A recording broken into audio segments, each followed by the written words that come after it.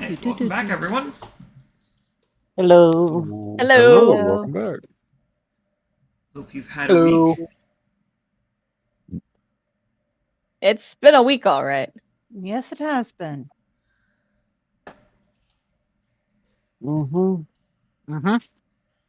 Excellent. Well, just as a quick refresher on where we were with things.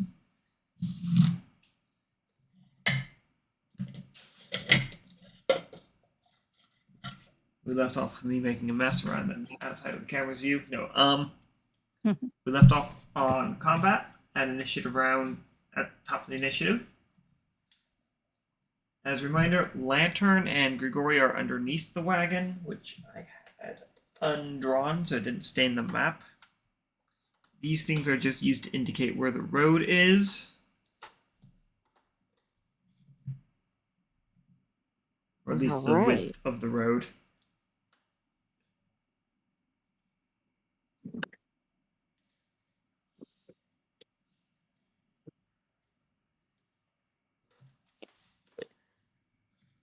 It is a very wet day. Yes, it is raining. As a reminder, that's causing light obscurement. Or just obscurement. It's disadvantaging all ranged attacks. It's also causing Gregory and Lantern to be knee-deep in mud. Absolutely. It's also making it hard to move. Yes. Yeah. Even for flyers. Well, that's just because it's heavily raining. Nothing likes to fly in heavy rain. True. Except deck chairs. Look, deck chairs are the exception, not the rule. Exactly.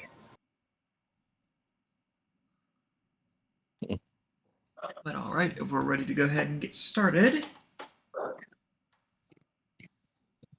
we'll go ahead and get into that right now on top of the initiative. Starting with our big and angry six-legged friend, who has Moonbeam on him. Yes, I did not forget. If I remember correctly, he's going to have to roll a save for that at the start of his turn. Or at the start of its turn. You are correct. Constitution saving throw. Do you remember what level of Moonbeam it was? It was 3. Excellent. Third level Moonbeam. That's going to be a 13 on the con save. He just passes and takes 7 points of damage. Alright then.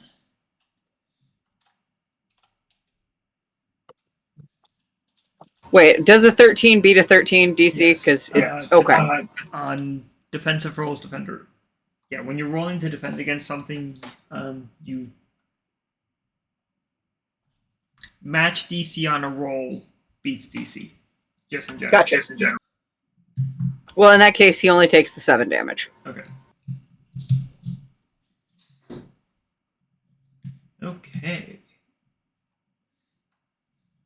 We're going to go ahead and have you move 5, 10, 15, 20. Check something real quick here on you.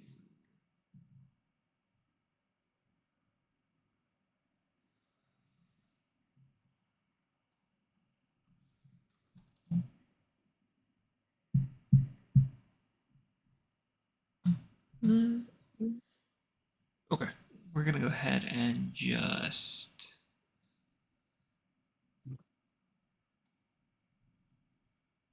who would be most visible right now?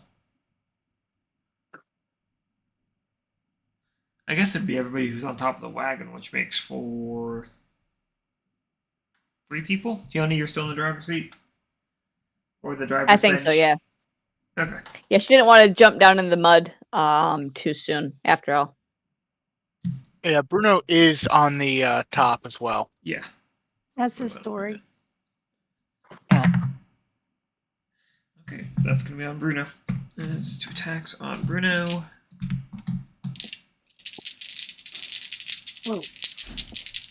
Okay. The extremes. Okay. That's how we're starting to us today. What is? What, a 20 and a 1? Oh, God. jeez. I'm gonna silvery barbs at 20. It's a disadvantage. So, I mean, if you want to use silvery barbs, go right on ahead and burn a spell slot. Oh, disadvantage. Never mind. Ouch. Okay, that's going to be on Dori then, since you're right next to Bruno. Oh, lovely. Okay. Yep. However, that's going to be a 14 to hit. 14 hits. 14 hits? 14 hits. Wait, You have more what? AC than that. Okay. No, that's my AC. Guys, you need to help Dori. She is wearing cloth, apparently. Leather, actually, Oh. which does very little. Yeah. And yeah, I think she's got the lowest hit points and the lowest armor class. What I mean, Not gonna if you're wearing leather, wouldn't that be like a Where's my dex score of triangle? There it is. dex bonus of like 2 or 3? I won't worry too much. You're only taking 3 piercing damage from that. That's healable. And then the other attack on Bruno is going to be a 8 to hit. Or sorry, a No. 9, if that makes any difference. No, it does not. You know, I tried. Yep. And sorry if I sound a little slow. I did not get a whole lot of sleep last night. I'll get into things as we move along. Speaking of Bruno, it's your turn. Yes, it is. Bruno is angered at the attack on himself and Dori. Is going to Sacred Flame the giant one. Okay, Sacred Flaming the giant one. We'll go ahead and make our dex save. That's a dirty 20. Damn it, that passes. For something so big, it moved so well. Yeah.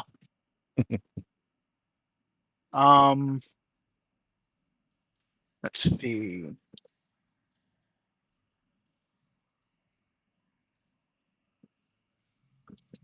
I don't think I have Twilight Sanctuary up. I don't think so. No, you did not bring it Like- up. You cast Aid last round, or last set. Yeah, I knew I had done Aid last session. That's why I didn't think I had Twilight Sanctuary. Just a reminder, you guys, Fiona, Dori, Bruno are under the effect of Aid.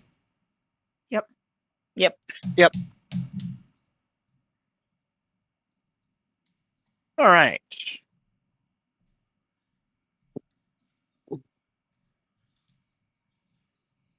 Is it though?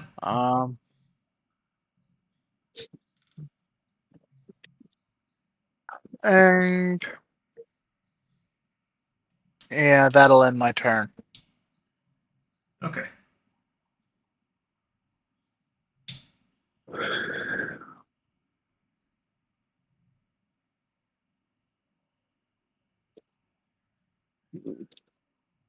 Something to check after the fight. Okay. I need to swap that out later.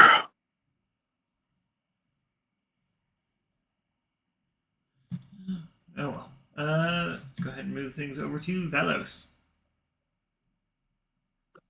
Okay. Well, not thrilled with the bladelings attacking his friends. Vellos is going to hop down off the wagon, hop down off the wagon roof and try to. He's not going to get right up in their faces. He just wants to get Okay. close enough to. I'm gonna move Lantern over here for the sake of my sanity because the wagon's kind of. He just wants to get close enough to affect both of the frontmost ones with Spirit Guardians, which he is then going to cast. 5, 10. What was that? 15-foot radius? Yes. And all of his allies being exempted from its effects. I mean, I would hope so, but I'm also not going to stop you. What's the save on that? Wisdom, please. Wisdom. You deserve a wisdom save, but okay. Right, for the big one first, that's going to be a 11. Fail. And then for the other guy, that's going to be a 6. Fail. Okay. Roll damage. Roll it. 16. As spirits start beating them up. 16. I loved it.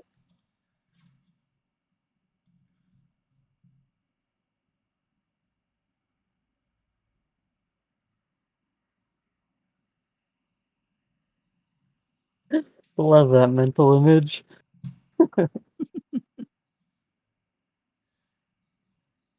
It's not quite the image you're presenting yourself, but you know. Eh. Okay. Might as well have fun with it. Anything else? As you move? Movement. Movement action. Do I you have a bonus action? don't believe so. Okay. I think. Go ahead and take things over to Fiona then. All right. Well, there's party's still in that the big mud. guy. Yeah, I see that. How far away are they? Did any of them move closer? From you, 5, 10, 15, 20, 25, 30 feet from that thing.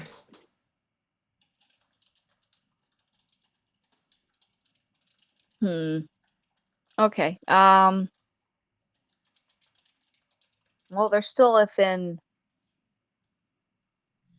max range, so it'll still be at it'd be at disadvantage anyways. So she's just gonna continue using her sling Okay. and target the big guy. Oh, that's a 24 to hit. Damn. Nice. Disadvantage. That's impressive. All right. Right? Go ahead and roll damage. That's 7 points of damage with the first shot, Ow. and then a 19 to hit on the second one. That also hits. All right. That is 8 points of damage on the second shot. Okay. So a total of total of 15 damage. yes, 15 bludgeoning damage. Good hits. Getting a little Nice. David and Goliath in here as you kill that thing. Nice. Excellent. Go, Fiona. Good job. And that's going to bring things over to Lantern. All right. So, I was going to bring Moonbeam onto the intersection of that one little guy and the big guy, but the big guy seems to have gone missing somehow, mysteriously, unrelated to my friend. It's not missing more than it is just an unmoving large mass on the ground. Fair enough. Either way, what's there to do but to move the Moonbeam closer to the one with the hat, please? Okay.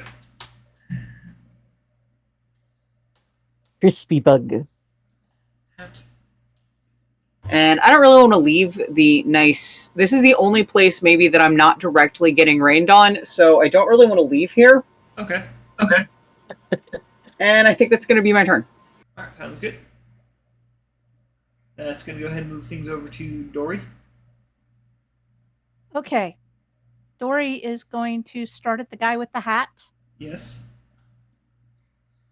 and she is going to say, "Are you a rogue? Because you've certainly stolen the joy from this conversation." And cast Vicious Mockery. What's the save on that again? It is a, hang on. Wisdom. Okay. Well, that's a 7 on the save there. It fails. So it does.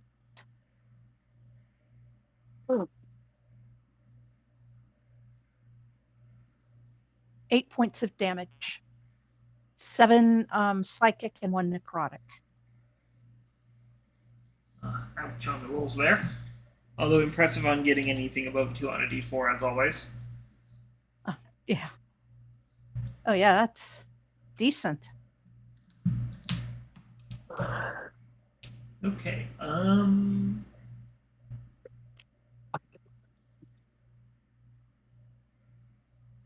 Okay. Movement bonus action.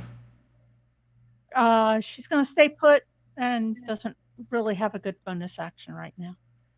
All right. Let's go ahead and bring it to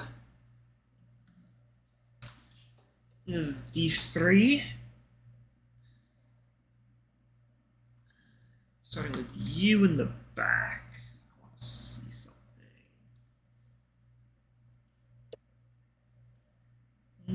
Let's see here. Are you going to try and move through the mud like a regular person, or are you going to try and strength check it? You're going to try and strength check it. You're stuck in the mud still. Okay.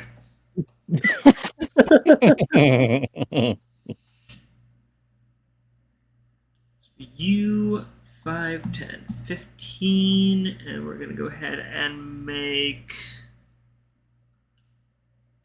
I'm gonna make 2 ranged attacks on Lantern. Do I have cover from the wagon? You do. However, you are prone under the wagon.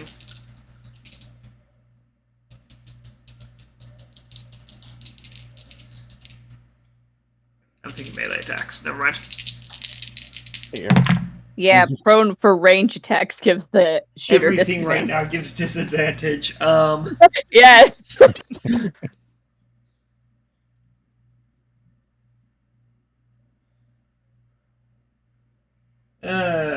Everything's giving disadvantage right now. That's going to be a 10 to hit.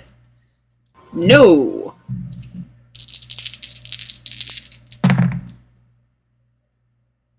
How was about a 16 to hit?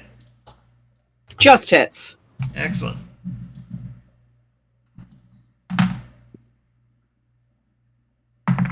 Doesn't range raise AC? Okay. I mean, not range. Cover. Yeah, it does. What's your regular? What's AC? your regular AC? 16. Okay, you're under cover. You have 18. Gotcha. So no, that does not hit. Okay, then we're gonna go ahead We're and gonna- get to this guy.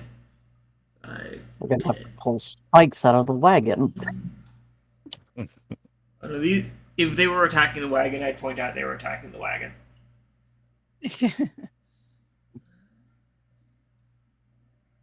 Just to understand, that's actually kind of an important distinction. We're going to go ahead and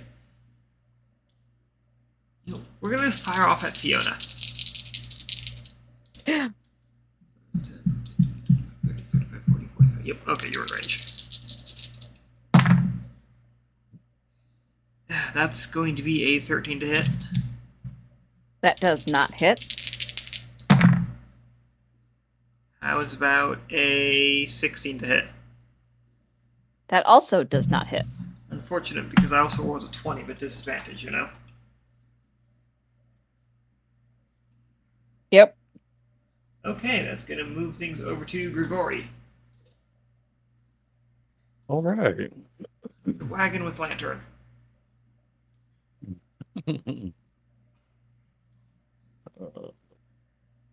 Grigori is going to load another bolt in his light crossbow, and am I able to target specific body parts? No. No. Okay, so I Calling can't like shots, shoot the leg. And... Calling shots was removed in 3.5 on the simple grounds of all of your attacks are aimed to kill. Oh, okay. I didn't know that. All right. All right then. I'll just make it simple. I will shoot the one that's closest to you. Okay. One. Yep. With my light crossbow. Okay, go ahead and roll. Go ahead and roll disadvantage on that attack. Well, so, okay. Still learning this. Is it Okay, that will 2d20 be- drop lowest one? It'll be 2d20 KL1. AL1. That's what it is. Okay. And then you'll add your regular modifiers after that. Yes. That's right. Which would be +4, correct? Oh. Do I add the 1d6? Yeah, you still add that. Okay. Oh. 6. Alright, see if that works. Oh. Oh, what the? Oh. Fiona again. Your Mike's mic's bugging out. possessed again. KL1, not AL. AL1. Okay, my bad.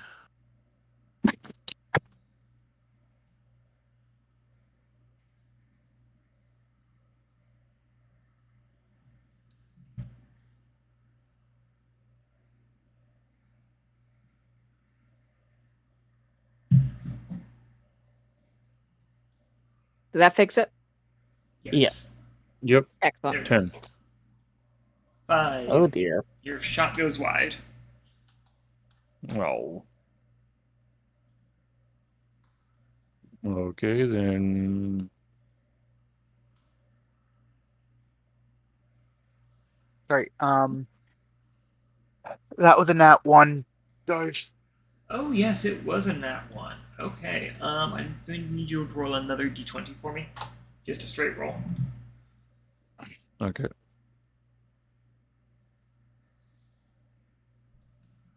Oh, wow. Okay.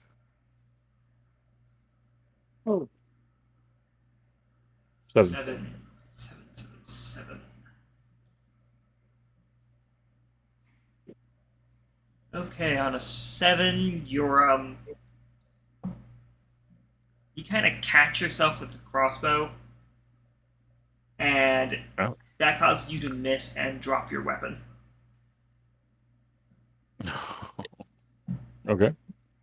So it'll take an action to pick it up next turn. Okay. That sucks. I don't have an extra action, right?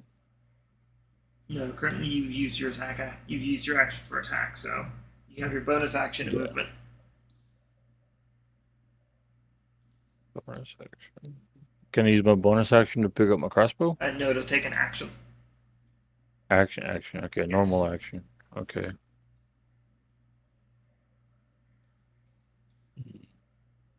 Okay. I am going to sit put and end my turn. Okay. Let's go ahead and take it up to these guys. You're just going to go ahead and take your half. You're going to dash. 5, 10, 15, 20, 25, 30, 35, 40. So you aren't even going to try to move out of them. Just going to kind of suffer the mud like that. You...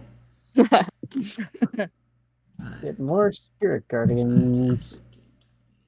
Yes, he has to make a save for Spirit Guardians. Also for Moonbeam. Oh right, moving too. Okay, well that's going to be a... What's the save on Moonbeam? That is a con save. Con save. All right. Or sorry, not Moonbeam. I meant to say Spirit Guardians. Wisdom. Okay. Well, since I asked Moonbeam first, that's a dirty 20 on the con save. Well, that'll be I'll get there 7 points of radiant damage. And that's going to be a 19 on the Wisdom save for Spirit Guardians. That saves for 9 points of And we're damage. just not going to take our turn anyways. Just going to area damage. Woohoo! We have a vendetta against these things. Okay. Yes, you A little do. bit. That's going to go ahead and take things up to Bruno. Okay. Bruno is going to. Hold on. Yeah, there we go. Yeah. Bruno is going to Sacred Flame Gold House. Okay. Or whatever color that one Dex is. save. Yeah, it's gold. Yeah. It's going to be a 18 on the deck save. Yeah, it passes.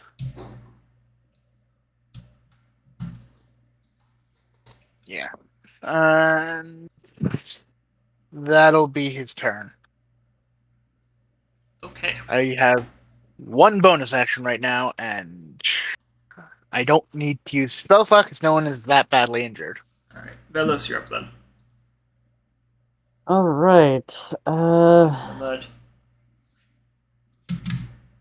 We're going to head up towards the closest one, the one without a house. Okay. Just going to take the half speed. Yeah, Okay.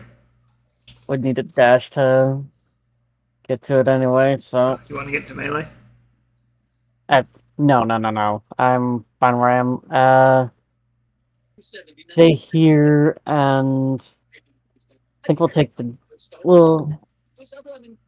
I mean, dodge just imposes disadvantage anyway, but against melee attackers too.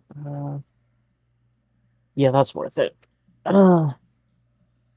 Vellos will take the dodge action and let Spirit Guardians mess this guy up. Okay.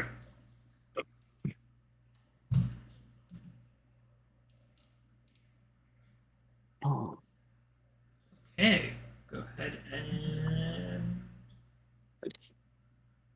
I know it's on the start of his turn. Is it also when entering the area? Yeah, when where is it?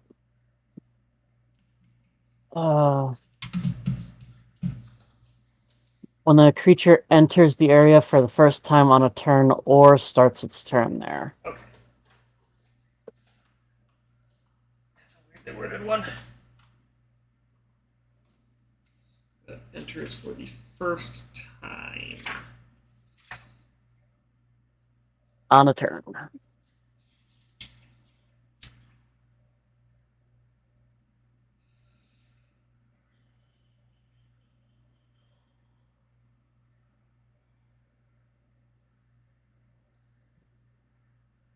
Yeah, so we'll go to the next save anyways. We'll consider the area being dragged over something as entering the area. Alright, that's going to be a 19 on the wisdom, or 19, a 9 on the wisdom save. He takes 10 radiant damage.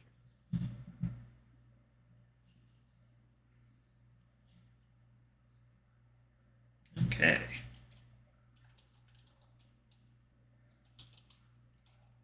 Radiant damage. Okay. Anything else? Nope. Let's move in an action. I don't know if I have a bonus action. Well, in that case, we'll go ahead and take things over to Fiona.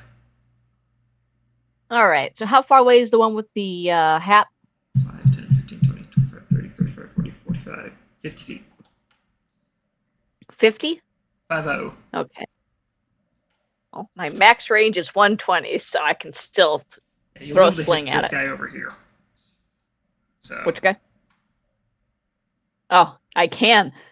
Yes. 120 foot You know what? range. You know what? No one else has attacked that guy in the distance. I will go ahead and use my sling to attack that guy way over there. Might as well start getting some damage on him. Wow, he's been stuck in the mud this entire time. He hasn't done anything. Go and roll attack. He's been wallowing in the mud like a pig. You That's miss. an 8 He's wallowing too and hard. an 11. He is wallowing too hard to be hit. Or, I say he. You have It's no throwing idea. Fiona off.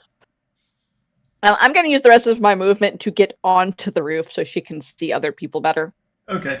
Because I'm assuming from if she's on the driver's seat, she can't see the ones without the hat, really. I mean, you could. All it would be a case of is just kind of scooting over from the from shotgun to driver. You know what? She'll do that. That's like 5 feet of movement. Yep, that's fine. In the rain, it's 10 feet of movement. Exactly. Alright, then I'll go ahead and end my turn. Alright, that sounds good. The hell? Well, simple.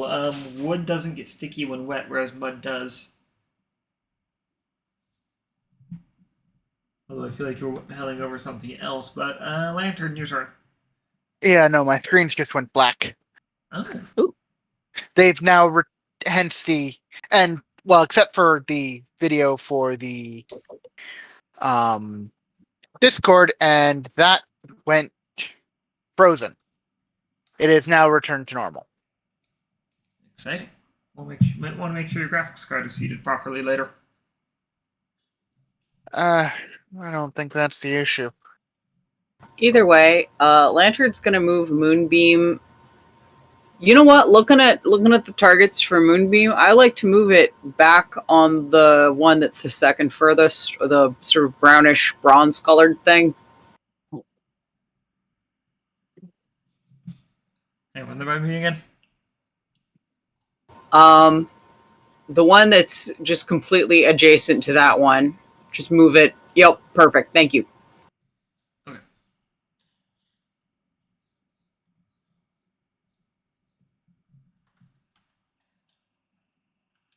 And I'm gonna leave it there. Okay.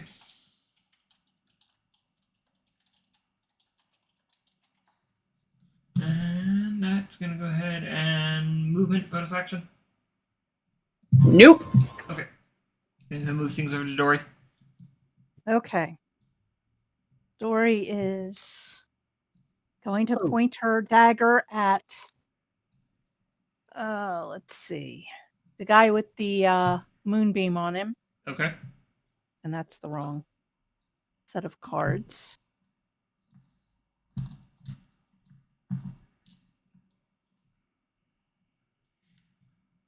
She's going to point her dagger and say, if I've said anything to offend you, it's purely intentional.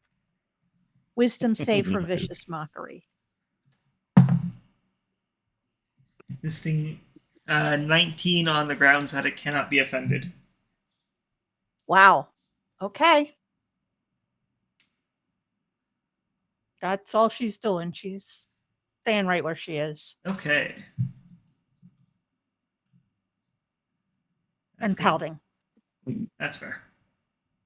However, it's now its turn, so it has to make a save against the moonbeam. Yeah. Nat 20. Well, Nat 20 doesn't give it any special effects, so let's see how much. Damn, it is stuck on that. I've gotten more different types of 15s. That is 7 damage. Yeah.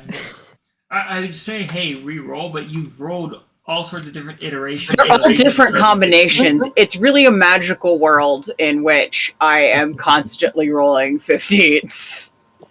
Roland seems to like doing that. It's not getting stuck is the funny part. Yeah.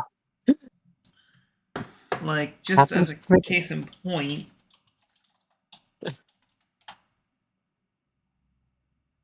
I rolled 21. So it's not stuck. It just happens to roll sequences that add up to the same number frequently. Routinely. Okay. Anyways, seeing how, let's see here. Seeing how things are going. Okay. You're just gonna move adjacently out of the moonbeam.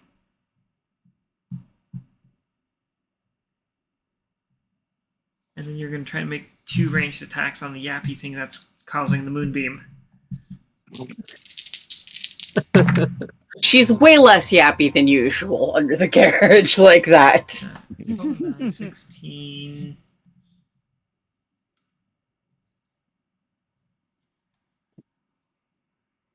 Okay, that's going to be a 19 to hit. That will hit, even under the caravan. Wagon. You're going to take 4 piercing damage. And I'm going to need you to make a con save for the moonbeam.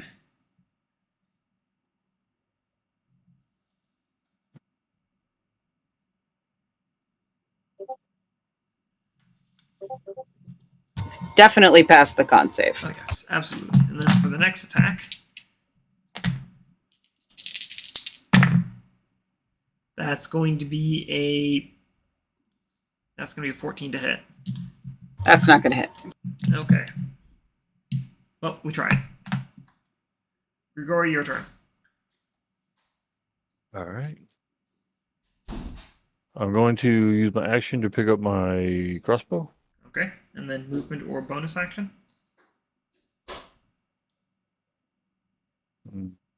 Bonus action. I guess I'm going to just shoot it at the. That would be an action to fire. Essentially, what you're doing is using your action to pick up your crossbow and clean the mud out of the firing mechanism. Okay. Yeah. Okay, I'm just going to lay there in the mud. Okay. Just gonna bring it to these guys. Who, let's see something here. You know, you in the back are sick and tired of this. And it goes from wallowing to quickly vanishing under the surface of the ground.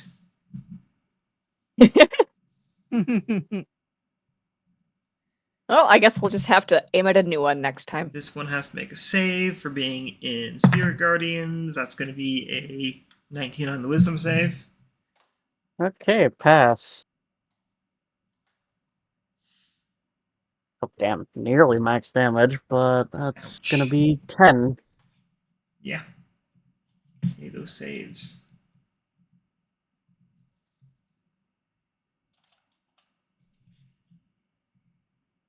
Okay, and since one of you guys got the idea,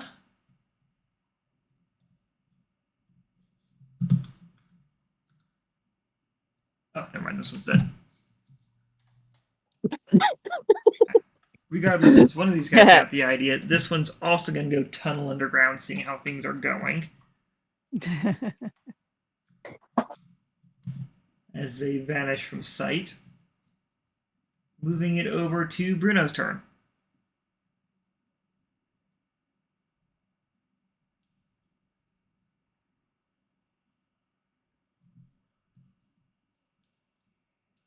Bruno. Sorry. Bruno is going to Sacred Flame, the one with the gold hat. It tunneled underground. Oh. All right. Which is the one that didn't? All right. So he'll. What's the distance on that one? 5, 10, 15, 20, 25, 30, 35, 40, 45, 50, 55, 60, 75, 80. Okay. He cannot Sacred Flame that one without getting closer.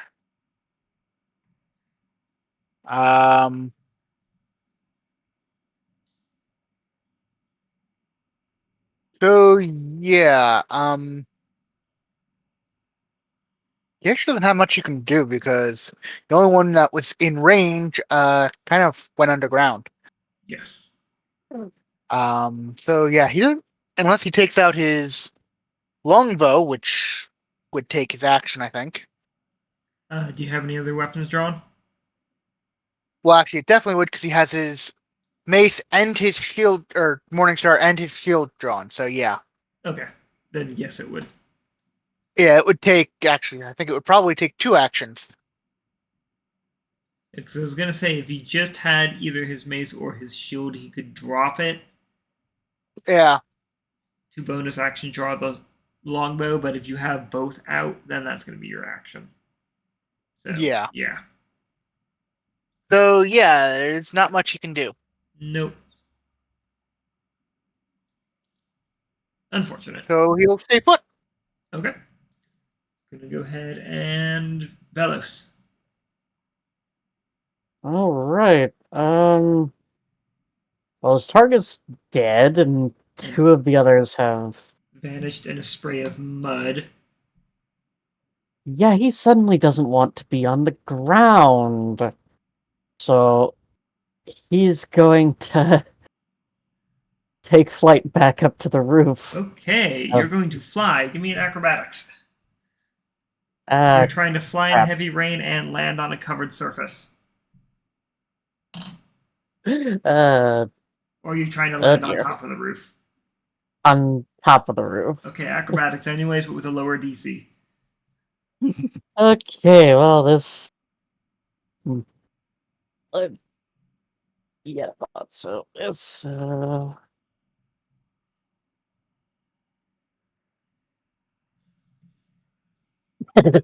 dear. That's a Ace, 3. Oh dear. you beat your wings at the same time as a squall of wind sweeps by and hits you with a wall of rain and just splats you right back into the mud. Oof.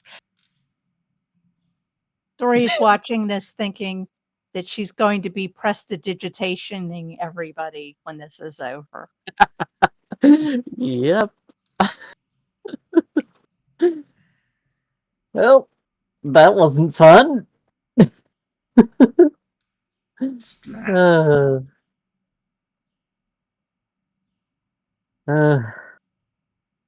Well, I guess that was his action. Or Yeah. so he's gonna pick himself out of the muck and Half movement to stand up. yep, try walking. Well, it's rough terrain, so Yeah, Vellos has a very grumpy look on his face. not that It's anybody can see it. Between the rain and the muck, no. But No. Fiona, your turn. You just saw Velos faceplant. that's the end of my turn.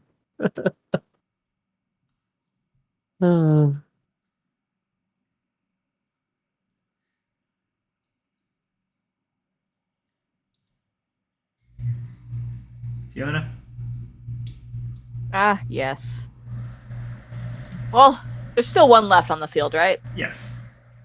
Yes. Fiona is going to take aim with her sling and fire a couple of shots off at it.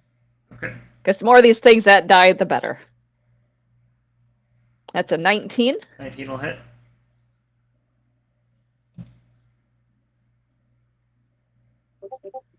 Eight points Ow. of bludgeoning damage. Nice. And an 18. 18 will hit.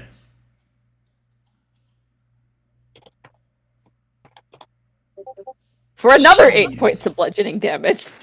Ow. Raid seems to only be affecting her speed, not the force at which she's throwing these rocks. Clearly.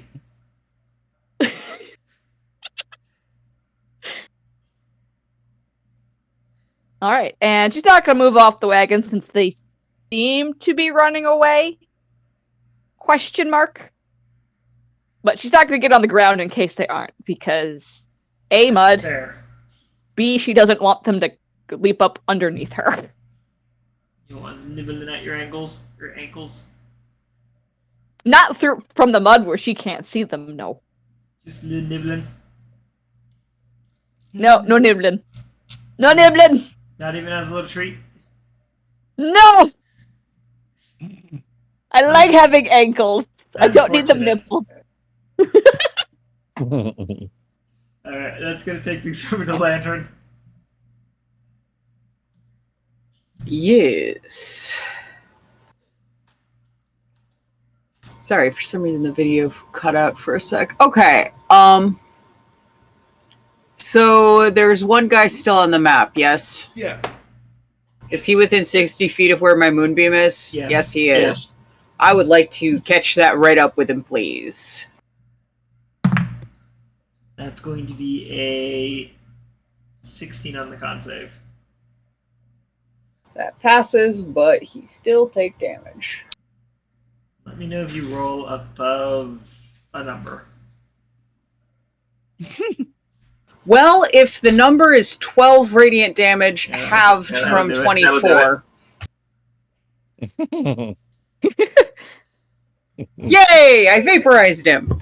Ah, That's my pretty turn. good. Well, I vaporized the spirit within him then. Fair And that's what really counts. Okay. And after a few tense moments of waiting around, the ones that tunneled into the ground do not seem to be returning. Yeah. It's incredible that they... You know what? They may have drowned, actually. You don't know. If they tunneled back into the ground that was so wet they came up almost drowning, maybe they'll drown. That is entirely possible. Yep. At any rate, they're not our problem anymore. This No, does, and we took out the biggest one, so. this leaves you with the large one and 3 small ones left with their rain and mud-soaked remains.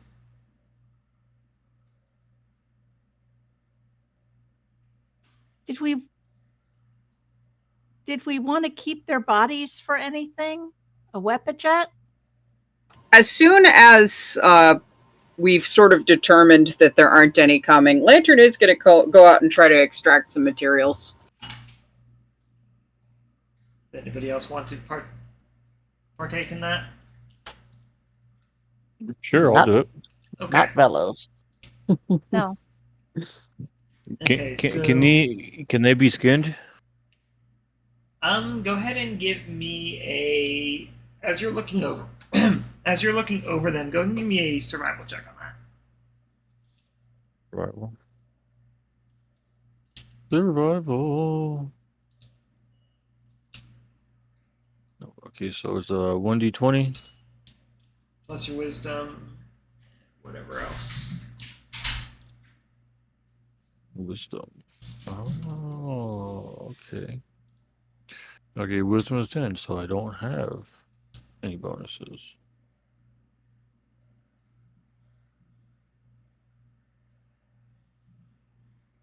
$10?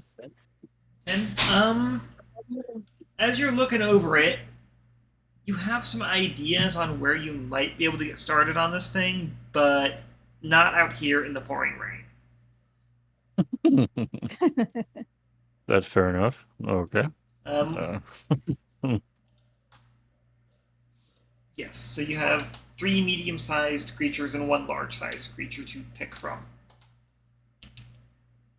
As your attention does head over to the wagon on an area where you might have a drier place to work. Yes, yes. How big is this wagon? Just for reference. Externally,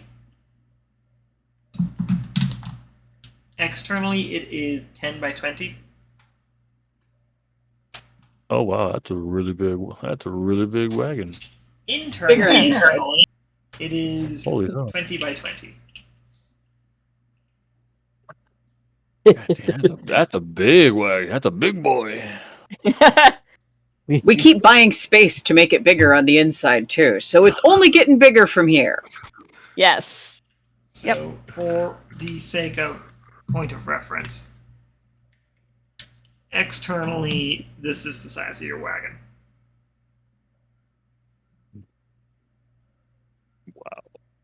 That is actually really big. Lantern mutters to herself about incipient plans while she also drags a corpse over for extraction. I was just gonna say that. Which one are you guys grabbing? I would really love to try to get the venom gland out of the big one, and there's no way I'm dragging it alone. So if Grigori wants parts of this thing that isn't the venom gland, then teamwork may make the dream work. Yes, You're I will help you realizing do that this thing is really big and you may need additional assistance. Excuse me, my big strong friends. Can a big strong friend come and be big and strong at this thing, please? Vellos will sigh. Well, maybe it'll wash off the muck. And Yeah, go you're to already hell. I'm muddy. going to look over the wagon and go, only if I have to. I don't want to get encrusted. That's a good word, Dori. Well, tell you what, Dori, can you sit in the wagon and hand me things if I ask you for things that are in the wagon so I don't get the wagon muddy? Absolutely. And I will prestidigitation you when you're done before you come in. Fantastic. Let's do that. And So, Vellos can help us move this big thing because he is brave, strong, and enormous. with the three of you together and Dori using her magic, y'all are able to get it inside and clean, relatively clean and dry because prestidigitation can do that. Okay. Lantern also, before we actually bring the carcass within, will probably ask Dori if she could use one of the rolls of paper that Lantern has and lay it down on the floor, maybe to keep ooze from getting everywhere. You have a fold-out Dori will table. do so. Just We as- do, okay. That's Got right. it. That's right. I forgot about that. And then you also, Dori, you also remember these things have a bit of high internal pressure. Oh, that's right. Stuff is going to get Um, places anyways. Yeah. Fair enough. In that case, put away anything you don't want spider chicken blood on, and we'll get going on this. Okay, we'll take it with. Given Dori you finds a wall to hide behind when we actually do the opening so she doesn't get splattered. You can either hide behind one of your cargo crates or sit up on the driver bench. Yeah. But we'll Probably go on the ahead driver's bench. and given what you guys are wanting to do, we'll start things with Grigori since he's after the hide. Go ahead and give me your leather workers kit with dexterity. Dexterity. Okay, so 1d20 plus dexterity plus the leather workers kit, Which would right? be proficiency. Proficiency. So 1d6. So that'd be d20 Okay. plus your dex plus a d6 right now. Yeah. Dexterity. So plus 4. Okay. Still getting used to this. Plus Yep. 1d6.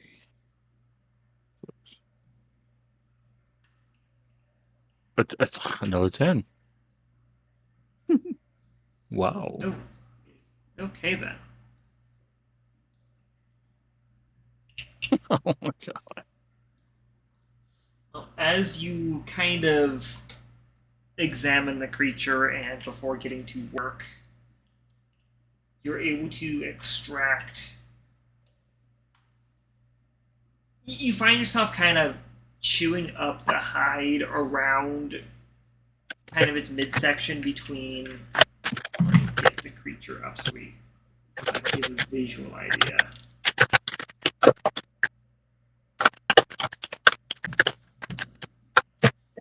Somebody's mic is going weird again.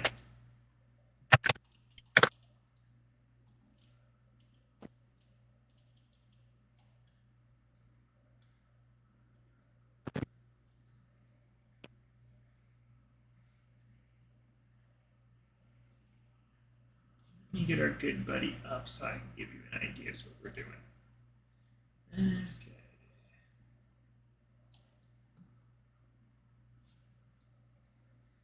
Okay. Okay, so basically along the ribs, so where the first shoulder joint is to the back shoulder joint. So basically along its rib cage and abdominal region is kind of where you're able to extract right now, as the areas around the joints and around the chitin plates are just throwing you off completely. If that makes sense. Mm.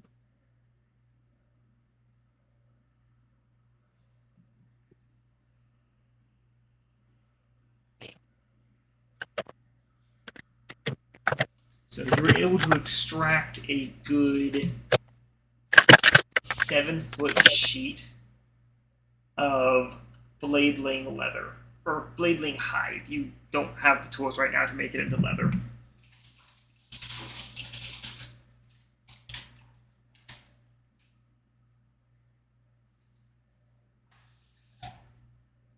Seven by 6 foot.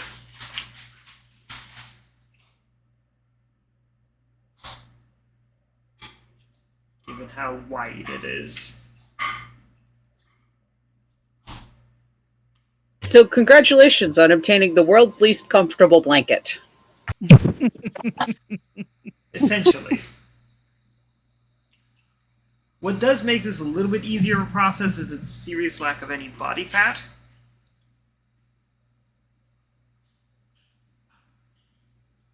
But there you have it.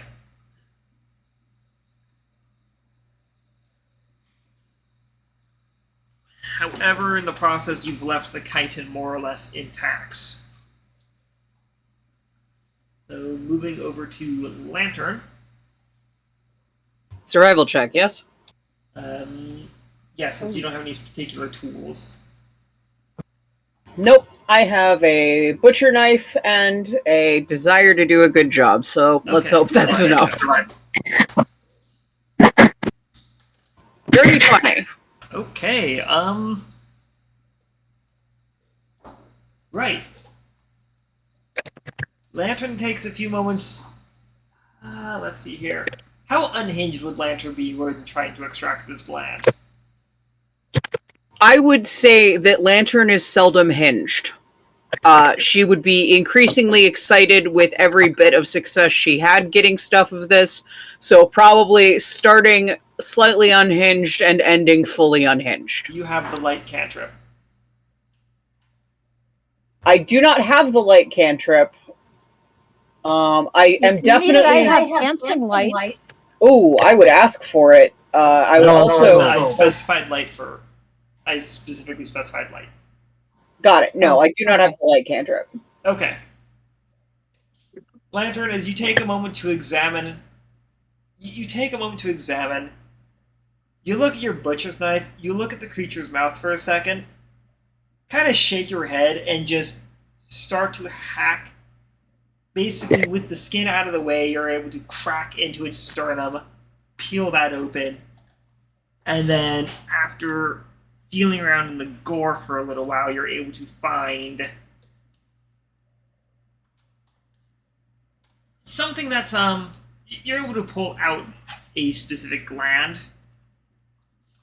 You're assuming it's what you're after since it's connected to the esophagus, but you're starting to realize you're not overly familiar with their internals regardless. No, I've looked at diagrams, of course, because I have them. Yes. And if Lantern has something, I'm just going to tell you right now she's reading it regularly. This is kind of what you think you're after. Okay, well, I'm going to pop it into a ceramic jar. Okay. You're just not 100% sure if this was one of the venom-spewing ones, poison gas, or bile. On the bright side, what that means is that whatever this gland is, I didn't puncture it. Yes. So we're just going to flip-a-dip that into a ceramic jar and remove one ceramic jar from my inventory and add bladeling organ of unknown provenance to my inventory instead. probably specify into breath weapon gland. Okay, in the note description I'm adding, in a jar, we think it's a breath weapon gland. Okay, Lantern also says, with a certain level of delight, it's so much easier to see what's going on here once you've already skinned them. I was thinking of preparing them like crabs, so it never occurred to me to take the shell off first. in that regard, you realize that despite the kite and their interior, they are much more like a reptile on the inside. I am learning so much here, but I still don't know if I'm actually going to be able to make one of these things delicious. It's a really tall order. Dori, could you please, if you don't mind too much and you have a few minutes, could you maybe prestidigitate me from like all of my arms that exist, like all of that space and also the chest too, maybe? Dori will throw as many prestidigitations as is necessary to clean Lantern up. She is graciously thanked. She goes from being covered from a dark blue near black ichor to back to Lantern. Okay, what is Bruno, Fiona, and Vellos doing, since Dori seems to be basically on cleanup? Bruno's just heading back into the wagon. Not really doing much. So were you waiting for them to get done with their butchery, basically? Pretty much, yeah. Okay. Chilling in a trans-dimensional dorm.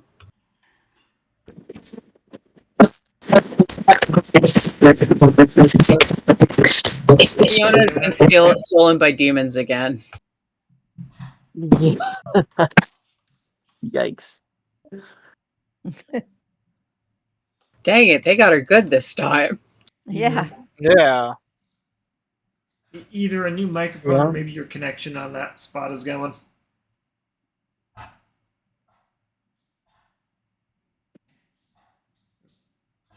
Fiona? The demon has now stolen her voice entirely. Oh dear. Hello? There you are. Hello. No. Hello. Yeah, I don't know what the demon's doing. Anyway. No, I think it's just Discord for me. Mm. Mm.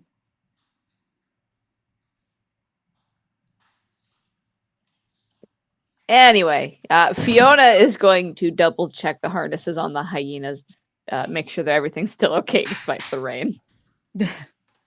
They look soaked and miserable for the rain. Oh no, poor hyenas. We need to make the raincoats.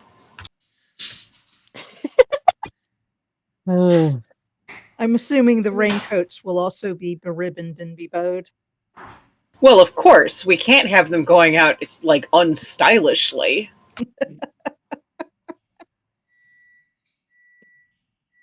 Well,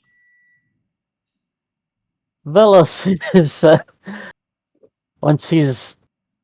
now that he's cleaned up, Vellos is actually going to sit down at their new counter out of the way and use the last of his short sword scraps and some of his own gold to start making something with his channel divinity. Oh? What are you looking at making? Studded leather. Can't. Huh, Studded leather is primarily leather. Your forged domain channel divinity requires that the object be primarily metal. that's. I was looking at it and the description. It's a. I was looking at the description I have in my character sheet, and it says the item must include some metal. Oh, where is it? I was under the impression it had to be primarily metal, not just some metal. Well, maybe I might have mistranscribed it, but I can't seem to locate my Xanathars right now, so we'll just hold off let me on that. grab mine. I give me a sec. Well, Vellos is Hold doing on. that. Oh. Gimme. You conduct an hour-long ritual that crafts a non-magical item that must include some metal. Okay, just some metal. Yep.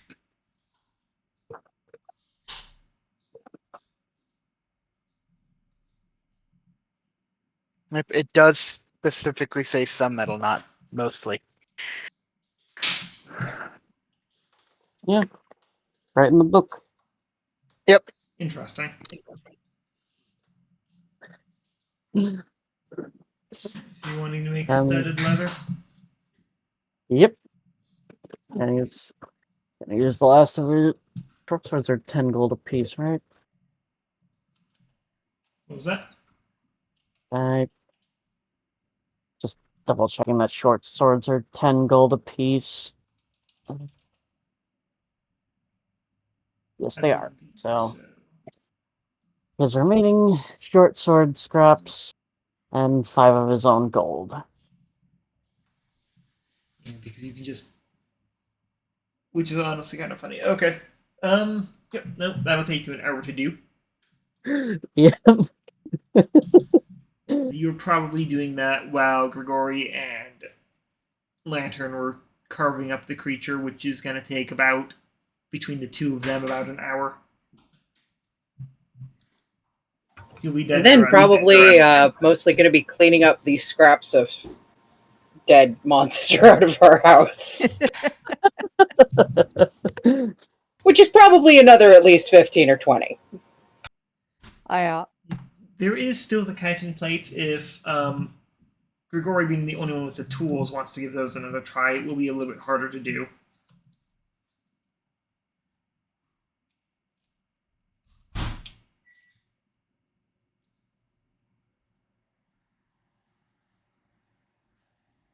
Grigori? Yep. Sorry. Same setup. Yeah. Same If dice. you and all want to that? try to extract the chitin off the creature. Yes, sir. 16. That's not bad at all. Okay, you are going to be able to. It's delicate work, and you find yourself kind of breaking about half of the plates on the creature, but you're able to extract about 10. Yeah, 10 chitin plates. Oh my.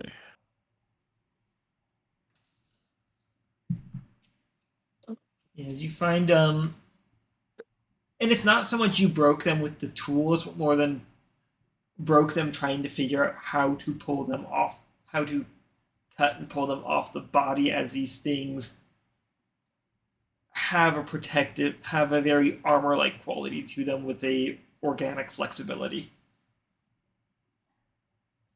That sounds cool.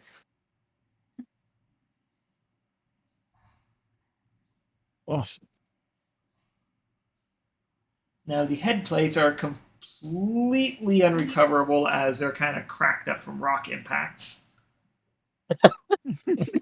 Probably whatever was left of its face got broken by Lantern trying to get in.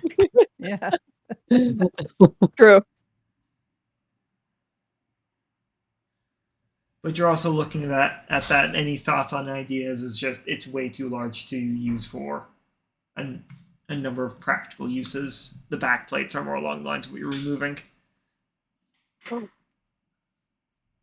Okay. You have 10 bladeling chitin plates along with its leather. Once we have finished and gotten the remains out of here, Lantern is going to offer everyone a drink from her mead to celebrate, and definitely not just to use more mead up. Bruno will accept. Yes. That sounds will like Dori. a plan. Oh, Yeah, Dori. Fiona will accept. Yes. I've got a present for you. Present? Yes.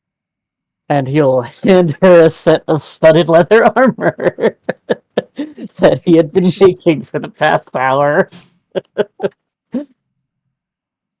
Bruno Which should sends serve a you- thankful glare or look at Vellos.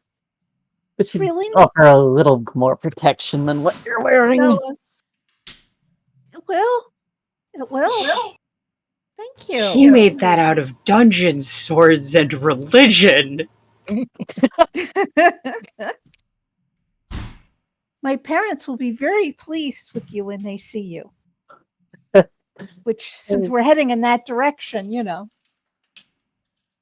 Glad to hear it. they'll be pleased to see my friends trying to take care of me. Thank you.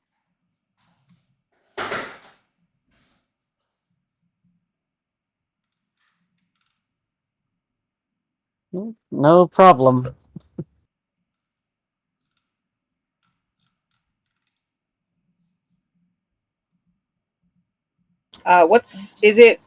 How's the rain looking, and also what time of day is it by the time we're all done here? It's still coming down, and you can't quite tell what time of day it was. But if you had to give it a guess, you guys spent 2 hours working on remains. Okay, I'm thinking Lantern's going to try to get a couple more miles down, see if we can ride the rain out a little bit more. Maybe 'Cause find a better she's- spot. She's not quite sure it's dinner time yet. Yeah. So probably trying to put a couple more hours of driving in. Mhm. Okay. Yeah, you'll be able to do that readily enough.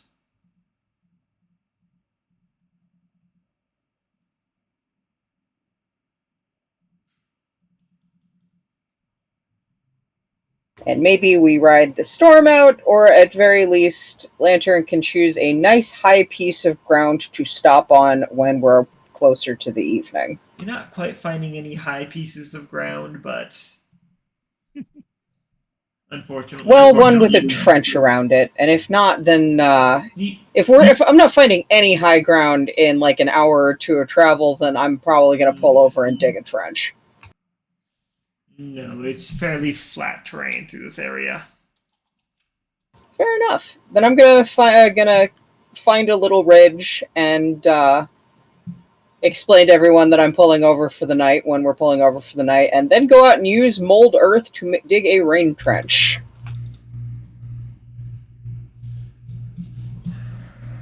She does not want the caravan to get carried away by a flash flood.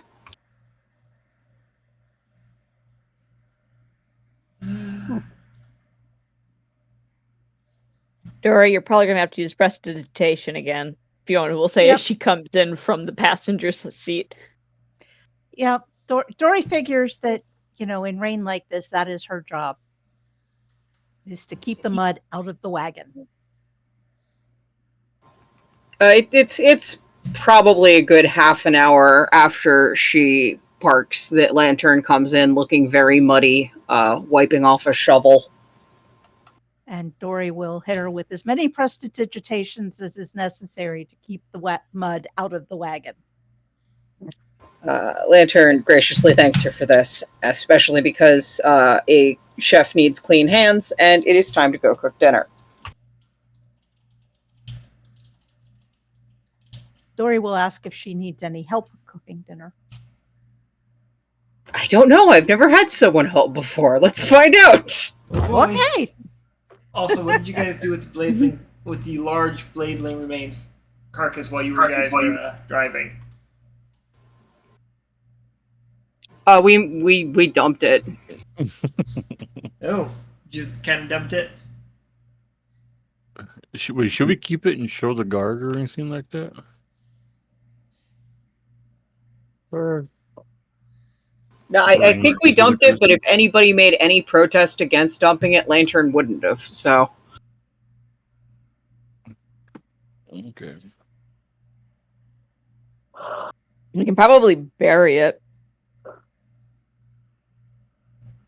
Yeah, that's true. Dumping it on the side of the road might. By dumping it, attract- I do mean burying it, because you Okay. otherwise you attract bears and stuff. Yeah. And Okay. also, you guys are riding along a road. No, I assume we buried it by the side of the road, probably using mold earth. Okay. Because when you have a hammer, everything sort of looks like a nail, and when you have mold earth, you start noticing all of the dirt in the world. There's more than you realize, less than you think. Okay, so that's what everybody's in agreement with then? Yeah. Yeah. Yeah. Okay. Yeah. Bury the Bladeling corpses. Alright then. Keep anything from getting sick eating them, or diseases from spreading, or any number of terrible things that happen when you just leave dead animals on the side of the road. Yeah. Mostly freak out other drivers at the sight of some skinless Yeah. monstrosity.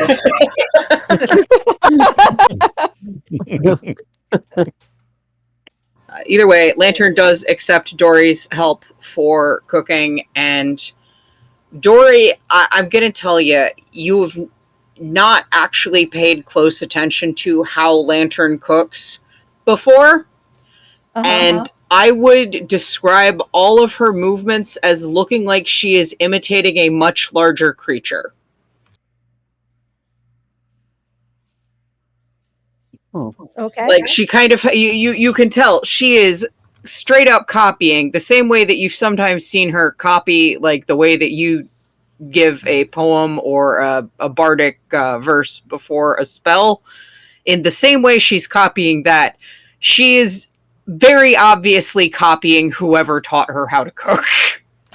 Got it.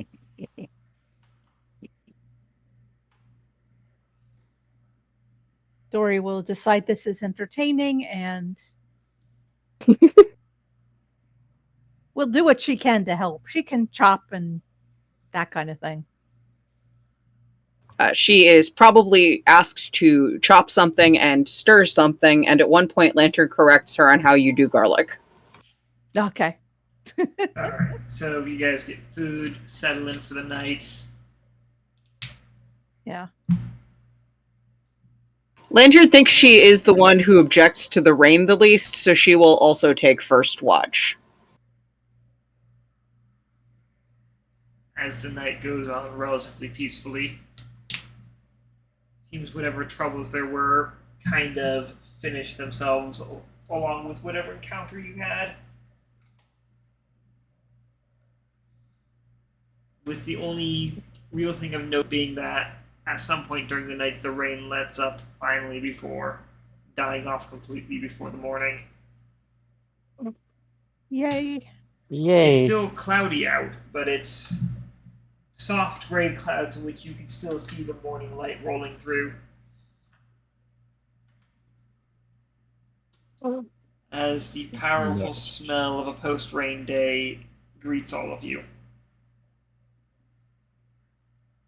Followed about 20 minutes after Lantern wakes up by the smell of coffee. Where you guys are, Fiona, you would know if it weren't for the cloudy weather, you'd probably be able to see the large mountains that Golden Tide kind of sits near the foothills of. Okay. If it wasn't because of the bad weather, we'd probably be able to see the mountains we were heading for Golden Tide. City sits right at the base of it. Well, maybe we can see it if it looks very foggy. I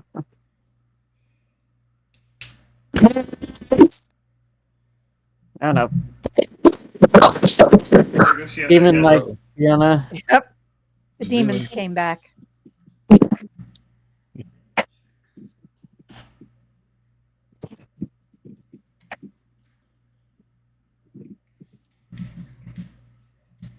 I'm trying to remember why we were going to Golden Tide. Was it just that that's where we think Lana went? Lantern honestly has no idea why we're going anywhere. This is the direction that Vellos seemed like he was cool to go in, and so this is why Lantern is absolutely fine with us going there. Hello. Hello, there you are. Hello. Okay. I'm pretty sure we're going to Golden Tide as a stopping point for Louvain. Okay. Okay. Yeah. Because it's on the way. It's You a guys place got to it. restock rations and all that. Got it. If I recall correctly, you guys wanted to sweep the local cities before heading, as you headed down to Patry and Louvain to see if you could Looking catch for any Vellos' news on- sister. Yes. Yeah. Which you would know would put your next destination at Mole Mill Well.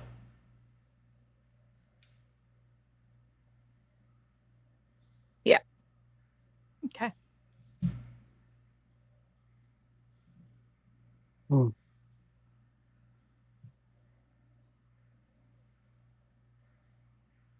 But boy, does having an oven, having a proper furnace in your wagon just make things so much better.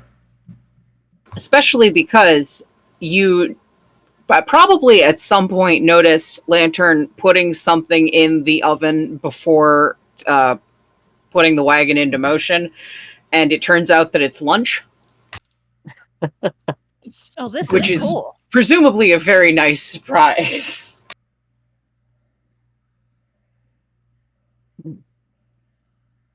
Yeah. Cool.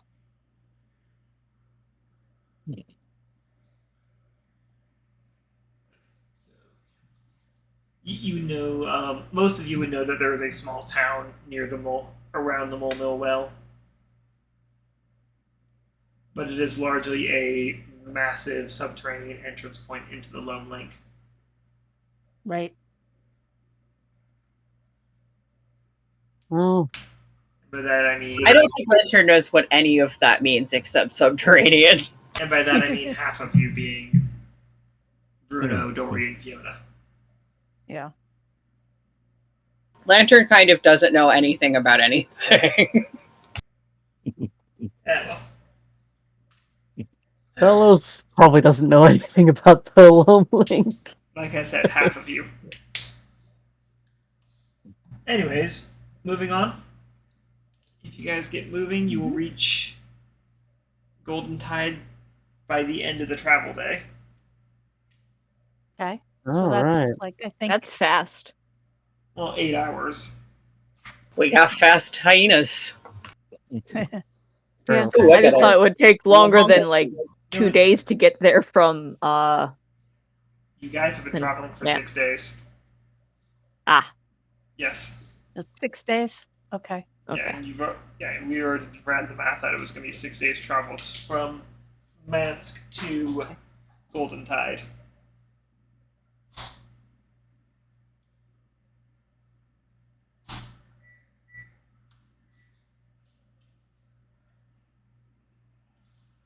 Well, Lantern is going to keep driving in the direction that Fiona indicates until we see a town. And when we see a town, she's going to go to the town. So, the first thing you're going to see before you see any town, or any signs of town, Fiona, you're familiar with this site. Yep. The near endless, the namesake of Golden Tide, the near endless sea of wheat crops, wheat, barley, amaranth. Fields of hops can be seen every here and there. You know, if you go a good 2 or 3 miles north, you'll come across a couple of different orchards and vineyards. Oh. Sorry, Fiona, I would like to apologize in advance because the next probably 45 to 20 minutes of travel is going to be, so what's that plant called? So what's that plant called? That one's purple, but it looks like a grain. What's that plant called?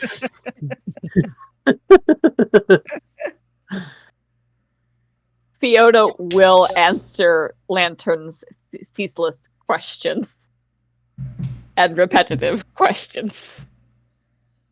I didn't know amaranth was purple. Yes, it is. It grows purple. That's amazing. There needs to be more purple food.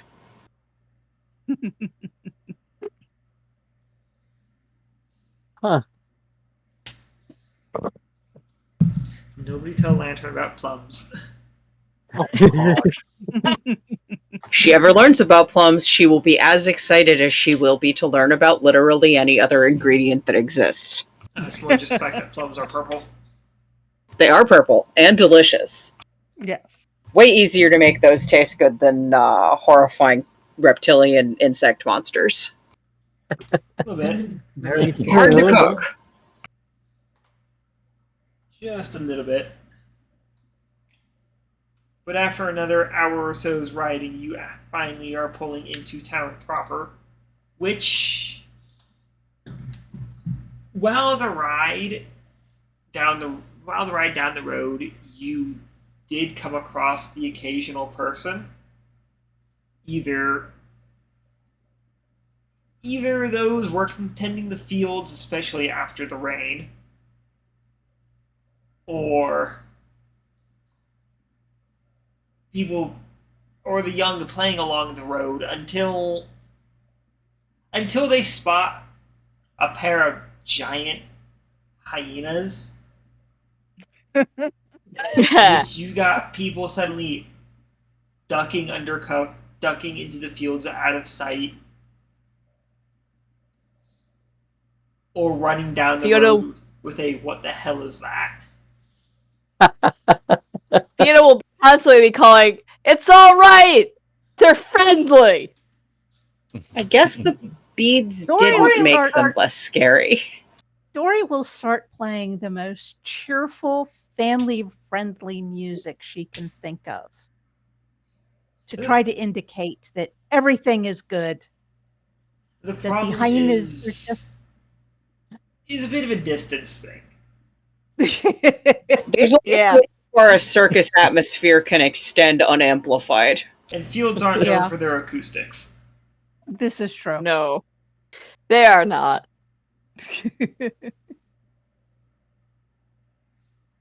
But she is at least trying to make them look as harmless as possible.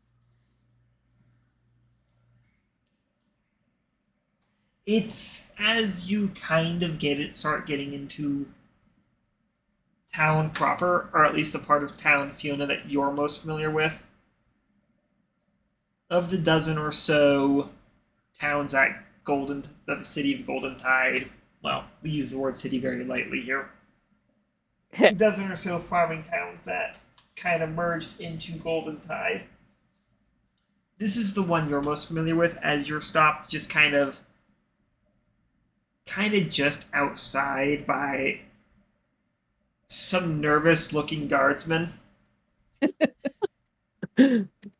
Lantern gives him a 1,000-watt grin and says, "Hello, we are Delvers!" The 1,000-watt grin is not making this... It's not making this Equian guard any more comfortable. Fiona will wave hello. So will Dori. So what we're going? Takes He'll also a- stick his head out the window and wave as well. Well, he was gonna do... He takes a double take at your entire group before looking directly back to Fiona. Oh, shit. You're still alive. Well, of course. I've been sending letters to my folks.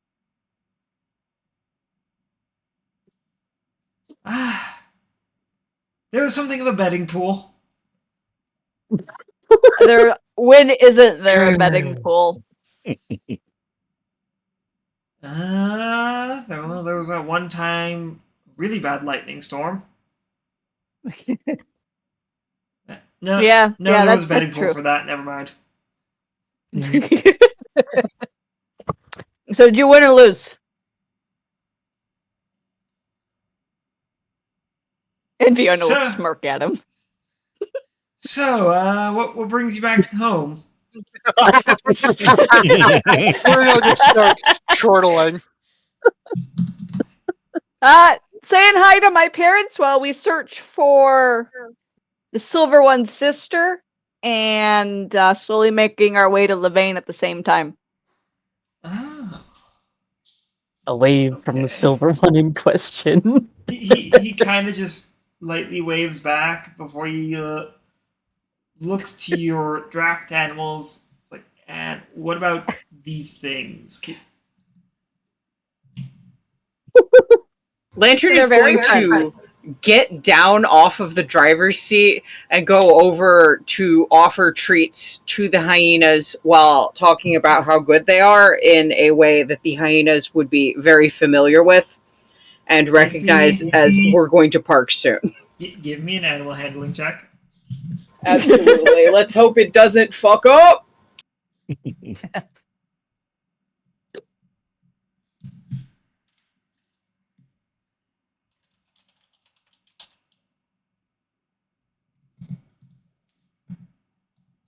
That's a 10. And I'm gonna roll for these guys for Eye Gouger and Cupcake. That's in the wrong cat. Oh shit, that is a cocked dice. That I will re-roll that because I cocked that dice.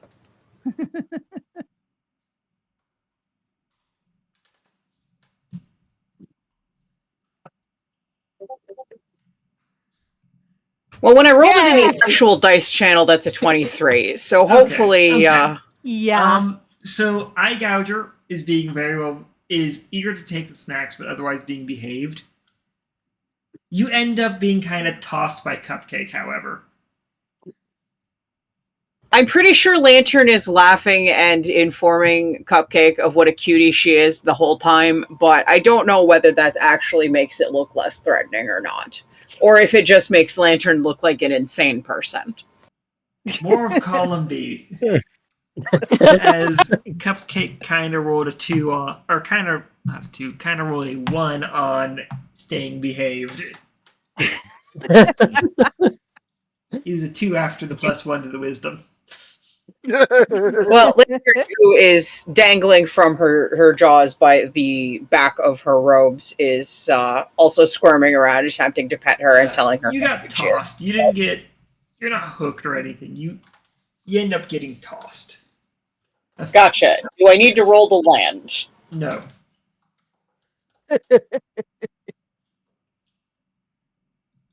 Again, I don't think Lantern's reaction differs that much, other than where she physically has been placed in the physical world. No, you have not dissuaded the guard at all.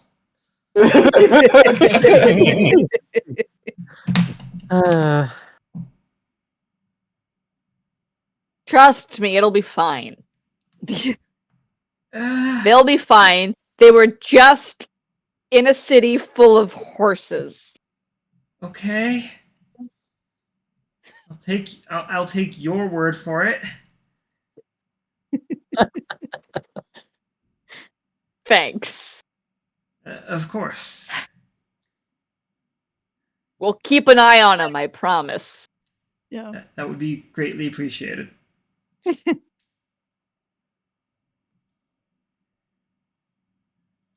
So how've things been here? Well, Other than me, what's the current betting pool? other than you, Yeah. can't speak for the other neighborhoods around town, but mostly just how much damage to the harvest the rain did. That rain would have been great 4 or 5 days ago. Yeah. Not today. Well, hopefully it tracks south. I heard there was some kind of wildfire down there. Yeah, that's what we heard too. You said you were looking for a silver? Yep. Was kind of short for a dragon, I mean. Yeah, probably. Did see a silver here. She was traveling south. She was with a couple of brethren. Maybe 3 of them. They seem to be all close friends. Thinking back, that makes sense. Now I know where she got that curio. Well, that doesn't clarify anything at all. They all had curios.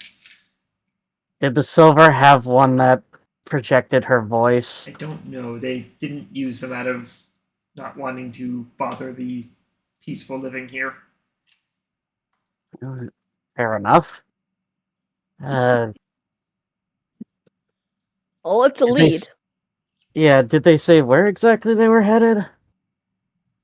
I didn't quite catch on. I'm sure if you ask around otherwhere, you might hear something, but they seemed excited. Well, thank you very much. We will definitely ask around, Vellos says as he looks at Fiona. Yes, we will ask around. Also, Yes. as far as new developments also go along, if you're willing to take a look, 'cause none of us are willing to take a look. Just When have I been unwilling to do anything? Exactly. Look, if anything's to go around correctly, you're the one who won a fist fight with fire, so Yes, we did.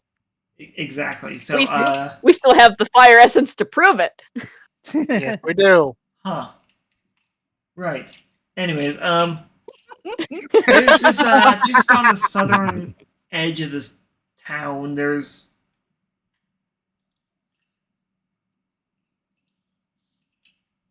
this new shack that kind of recently got set up.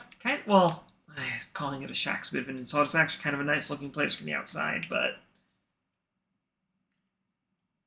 It None just of us- appeared out of nowhere.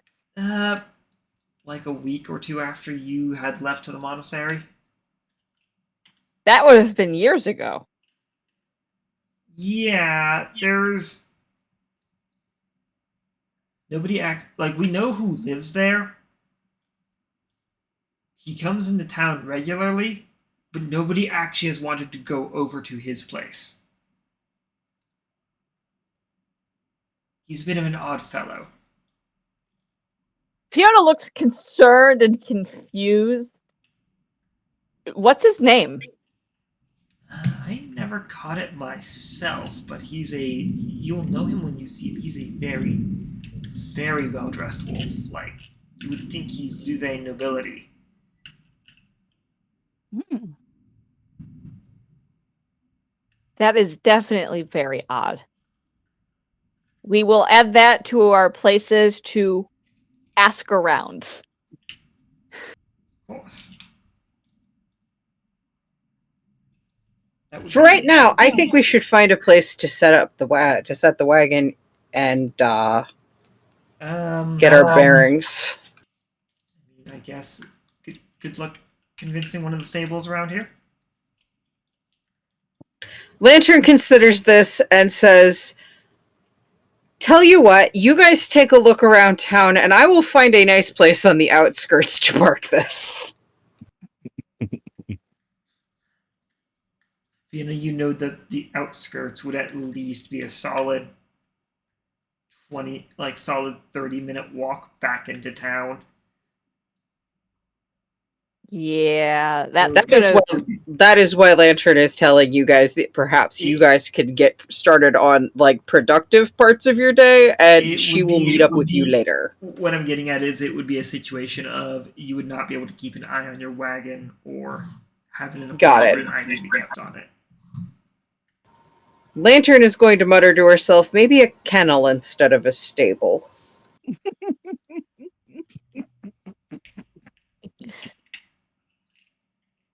I don't know if we have kennels large enough for dire hyenas. Or what What's now? a kennel? Exactly. Fiona will say, clarifying nothing. The thing is, Lantern is fully prepared for a very specific piece of farmer bribery if she must. because Lantern does have the spell Plant Growth, which, if cast over 8 hours, I enrich the land for half a mile for a year. And I feel like, if nothing else, Lantern can propose an exchange with a stable owner where maybe we get a stable that is not currently being used and they get better plant growth for a year. Perhaps. You'll just have to ask around. In fact, Yeah. everyone just have to ask around on things. Again, that's going to be Lantern's project, is finding a place to park. While you guys, again, can ask around town, figure out what you're doing, etc. I think you might find it a little bit easier to convince people if I'm with you, Lantern. Okay, I would love for your help, but I know that it's going to be quite a time commitment, so... Okay. But we'll have to find a place to park the wagon anyways, because we're going to need to restock on our way to Mowmill. It's been 6 days. Yep.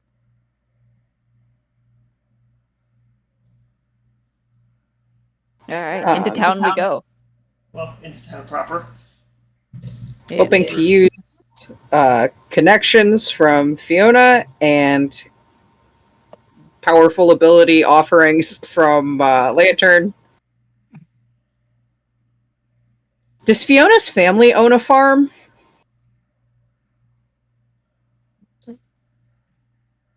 Everyone kind of works the fields, yeah. Maybe that would be a good place to start, because they would be probably very willing to accept you vouching for them. It's a good point. And if they have a stable, then I'm even, like, if they have farmland and stable room, then I'm more than happy to do the grow plants for them, too, just because they're your parents and I like you. Well, thank you. I like you too, Lantern. She beams, said Fiona, feeling delighted with this display of camaraderie. Alright, well, if her own house is going to be the first attempt at a stable, at least a private stable, and not a public one, Fiona will lead the way through town, or give directions through town to her home. As you lead your way through town, you are a spectacle. Lantern waves cheerfully to gawkers. If they're going to be a spectacle, Dori is going to lean into it and start playing the brightest, most cheerful music she can come up with. Oh, okay. And as you do that, Dori, you kind of feel and hear a soft whisper in your ear. I rolled a 26. Excellent.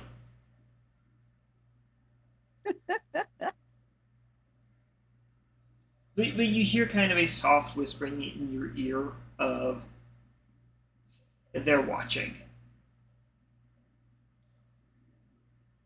Everyone's watching. It's too loud here.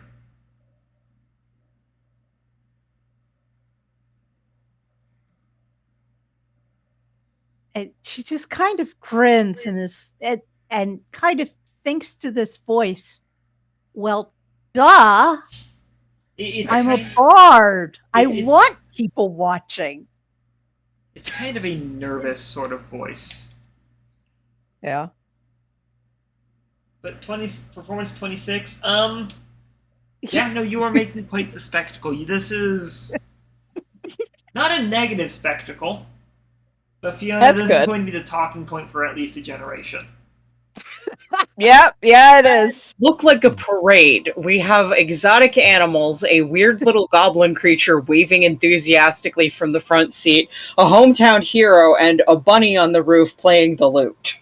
And a dragon maybe poking out of the window every now and then. Wallace is just glad he's not the main focus for once. After last time. Oh yeah, we have given everyone a lot of options about what they're gawking at. Yes. Yeah. This is true.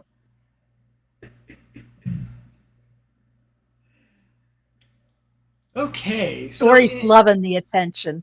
in roads that only you can navigate, Fiona, because half of them are called some variation of oak tree.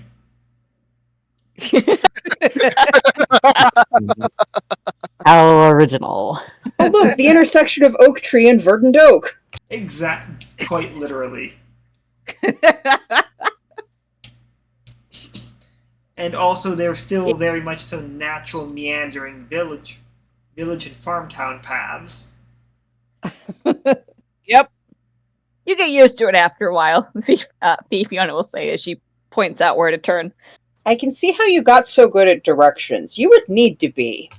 Dori, this place lacks the city planning of Mansque and Louvain completely. Yep. She's looking around going, wow, this is a weird cross between a small town and a proper city. You know, I was just comparing this to a mixture of Mansque and that other village, Starcrest. Starcrest, Small farming town. in my head. Yeah, small farming village, Starcrest. Yeah. Kinda. The population's not quite as big as Mansque. But you need a lot of hands to work this much field. I bet the vegetables here are incredible.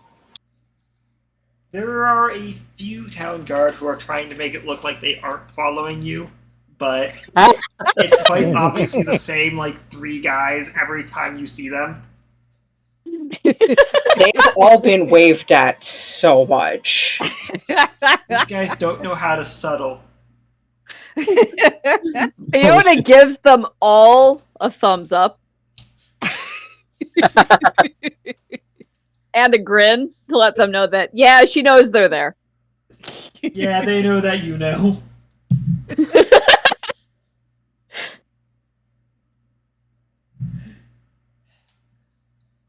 And after a little while, you're able to kind of make it to, well, kind of, that's a weird implication. You're able to make it to Fiona's house, or her family house, farmhouse.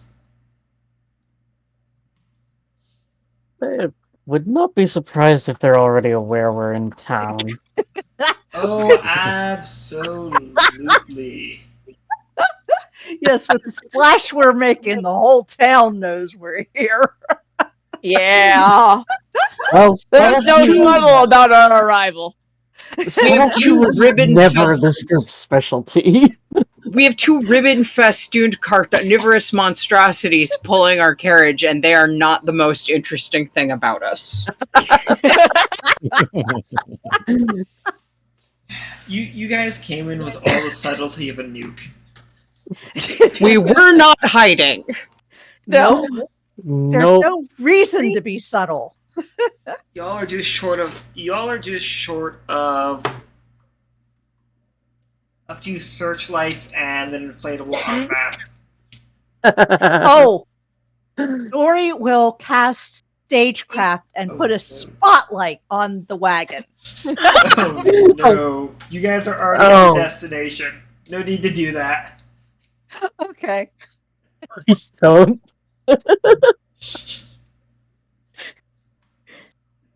My parents are standing outside, right? They're standing outside, but with a look as if they had been out on regular business and ended up sprinting home. Fiona will wave from the passenger seat next to the lantern. Go, Mom! Dad! Hi! Before jumping down and running over to them. And quite quickly you are met with your parents. The trio of rats embracing in a hug. Lantern gives that an almost wistful look before pulling the wagon to a stop.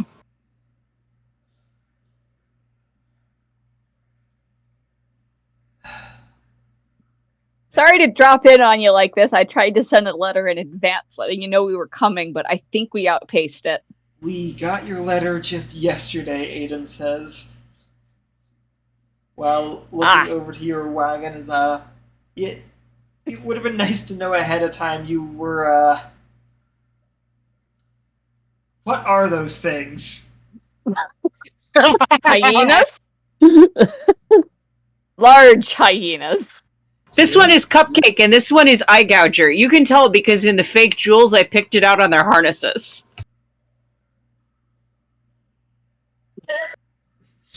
There's a hesitant silence before looking back to Fiona. They don't normally get that big. With something of a relieved sigh. Correct.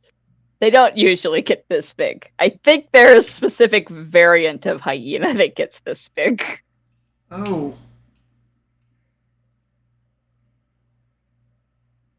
Well then, huh?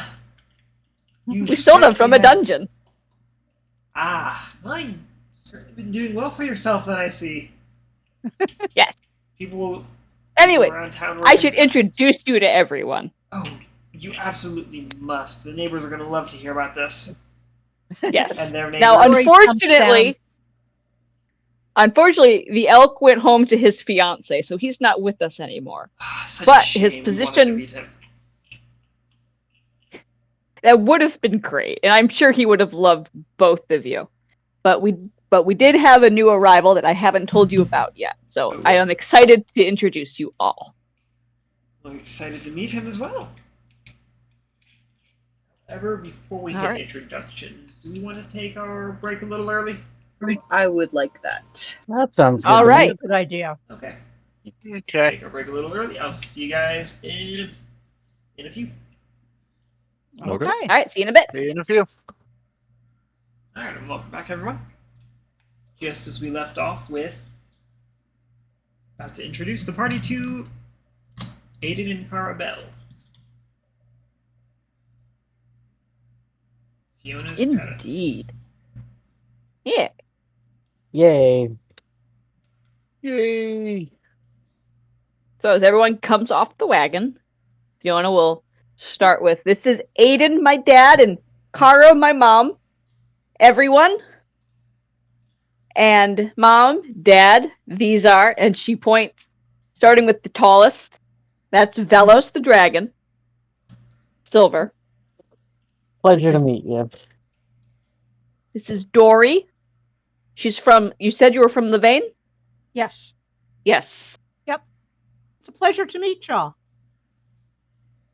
Now, out of character, I forget who is taller, Grigori or Bruno. I think it's Grigori. I'm 4'7". I'm 4'1". Okay. The newest member of our group that I haven't told you about yet, this is Grigori. Hi. just joined I'm us. from the actual city. Yeah. Then we have Bruno.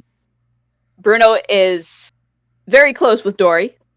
I think sibling-like close. Mm-hmm. Mm-hmm. Absolutely. And then we have Um, Lantern. Hello, Mr. and Mrs. Bell. It is very nice to meet you. Your daughter is very strong. And she does a curtsy that I would describe as incorrect on every level that it is possible for a curtsy to be incorrect.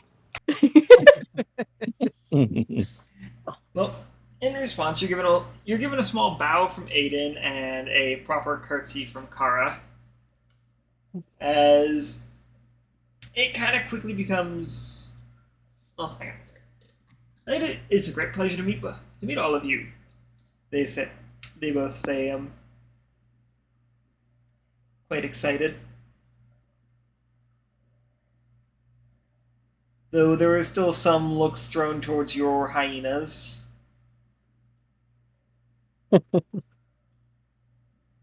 There will never not be looks.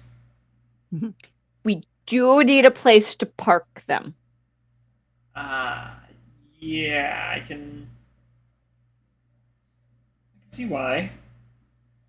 I can see why the local stables might not be too interested in that. Yeah.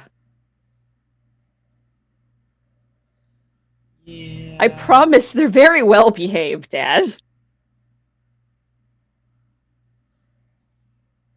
Is that before, after, or during Lantern getting tossed? Well, Lantern got tossed at the front gates, so She did. But there's still some degree of suspicion. As Aiden and Kara take a moment to murmur between each other, Fiona, you're close enough to catch on that they're debating whether or not their barn house would be good, or perhaps bothering the neighbors over it.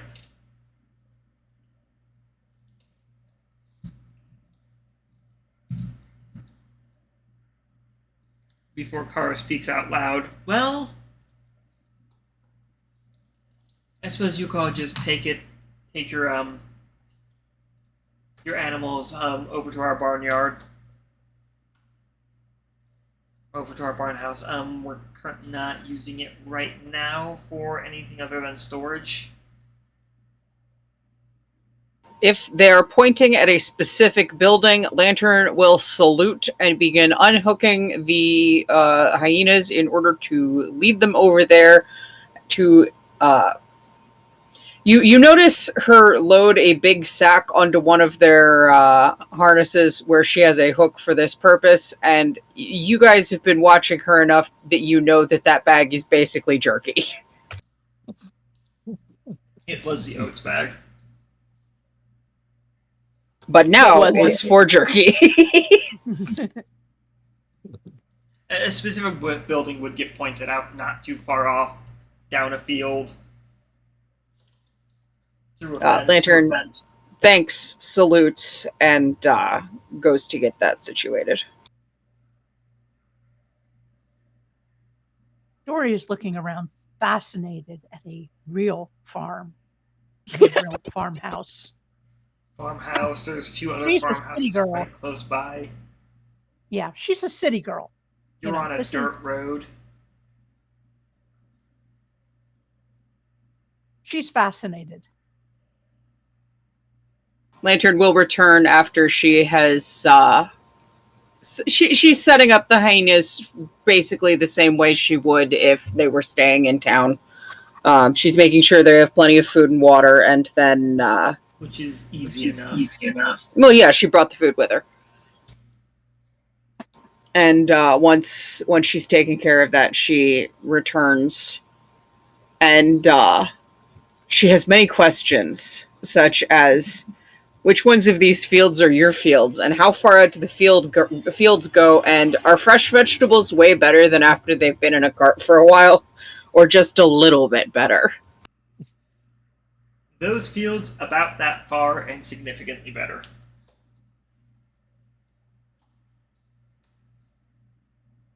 Unfortunately, for your height, you can't actually see the about that far.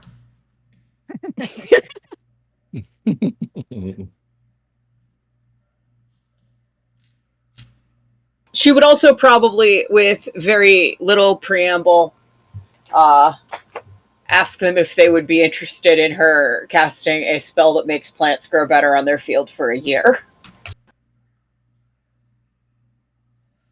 Hang on 1 second. I need to ask Fiona something. Oh, yes.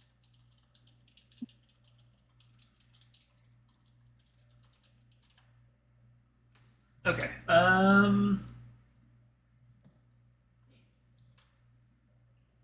Aiden thanks you for the offer before saying, we actually do have a few...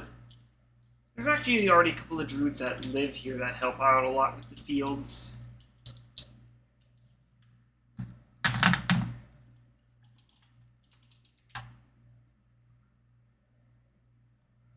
She can't help but look slightly disappointed, but she recognizes the polite refusal for what it is, and at that point probably wanders off to look and see if they have any chickens that she can, watch do chicken stuff or anything like that.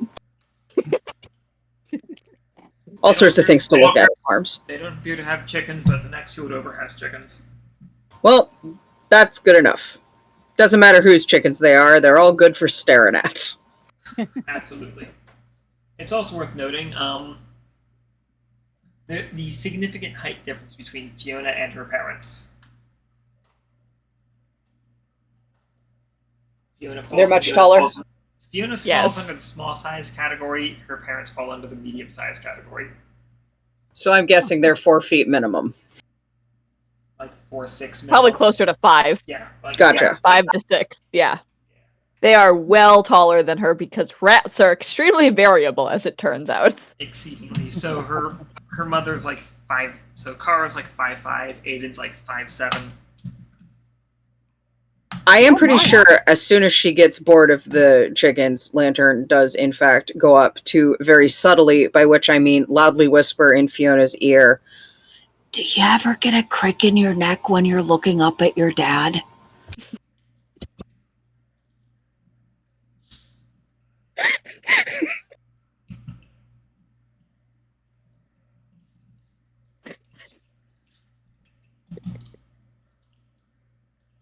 Bruno, Vellos, Grigori, what are you guys doing?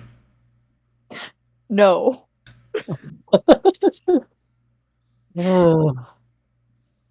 Bruno's just gonna stay with Dori, watching on and smiling, but not doing much.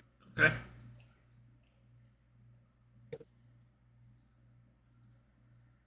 Um,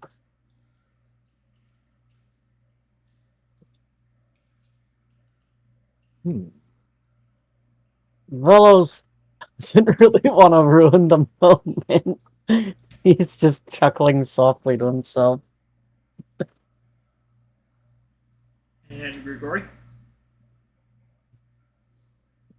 Grigori is going to just stand there and look cool. Okay. Well, after a little while of this small little back and forth reunion, they invite your group inside, though give a little bit of a heads up for Vellos to watch his head. Yep. Not surprising. Yeah, most things aren't sized for Vellos. He's gotten used to it a little bit. Oh, I can Oh, quite For the imagine. most part. Traveling with quite the group, though.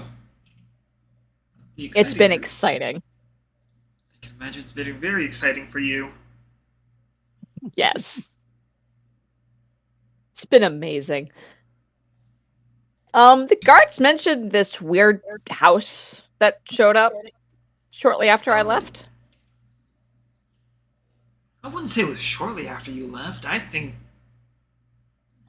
Kara says, as Aiden seems to think for a moment. No, I don't think it was about that long ago either. Maybe year and a half, 2 years ago that odd wolf showed up. Okay.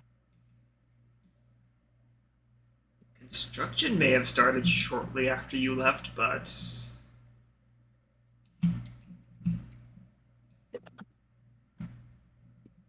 What does he do?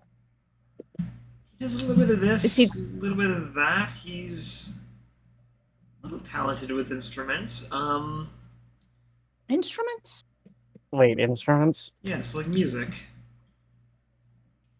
Oh, Kara, and then Kara thinks for a moment, well, he does other things as well. Oh, like what? Well, she kind of speaks in a lower conspiratorial voice. I haven't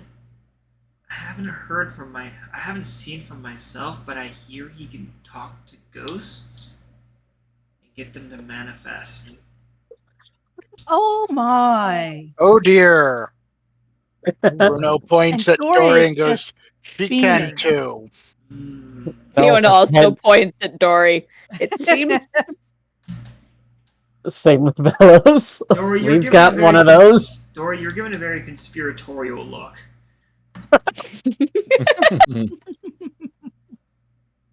if anyone can answer questions on how that whole ghost thing works, it's probably Dori. I'm at least learning. I see. So he must be a bard. I don't know.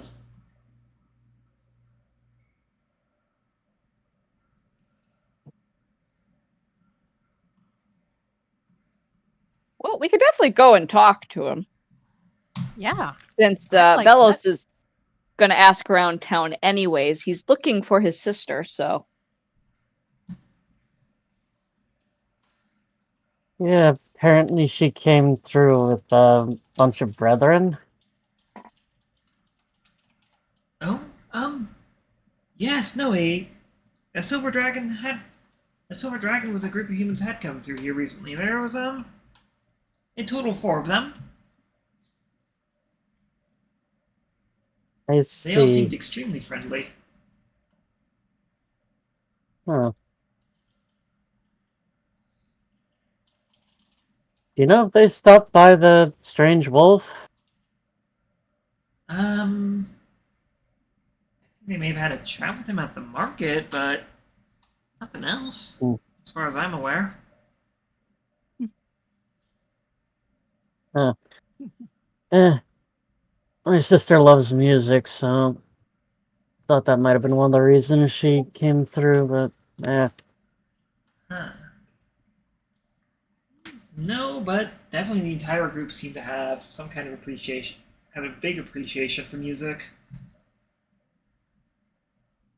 that makes sense. Well, at least we're on the right track, Vellos. Yeah. True, just wish I knew where they were headed. They said south. Aiden thinks for a moment before speaking of. Oh, I think they were headed to Mole Mill. Well, and then they were headed further south. Well, that's the same direction we're going after. Heard they had to pick something up there. Huh. Oh, Well, that interesting. is interesting and very good to know. I'm gonna have to let my brother know later. Yeah. Well, I hope it's nothing too bad.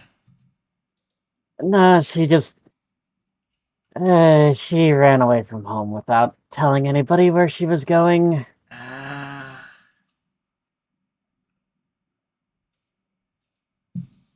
Family's been worried sick. She's kind of getting herself into worse trouble than I got into.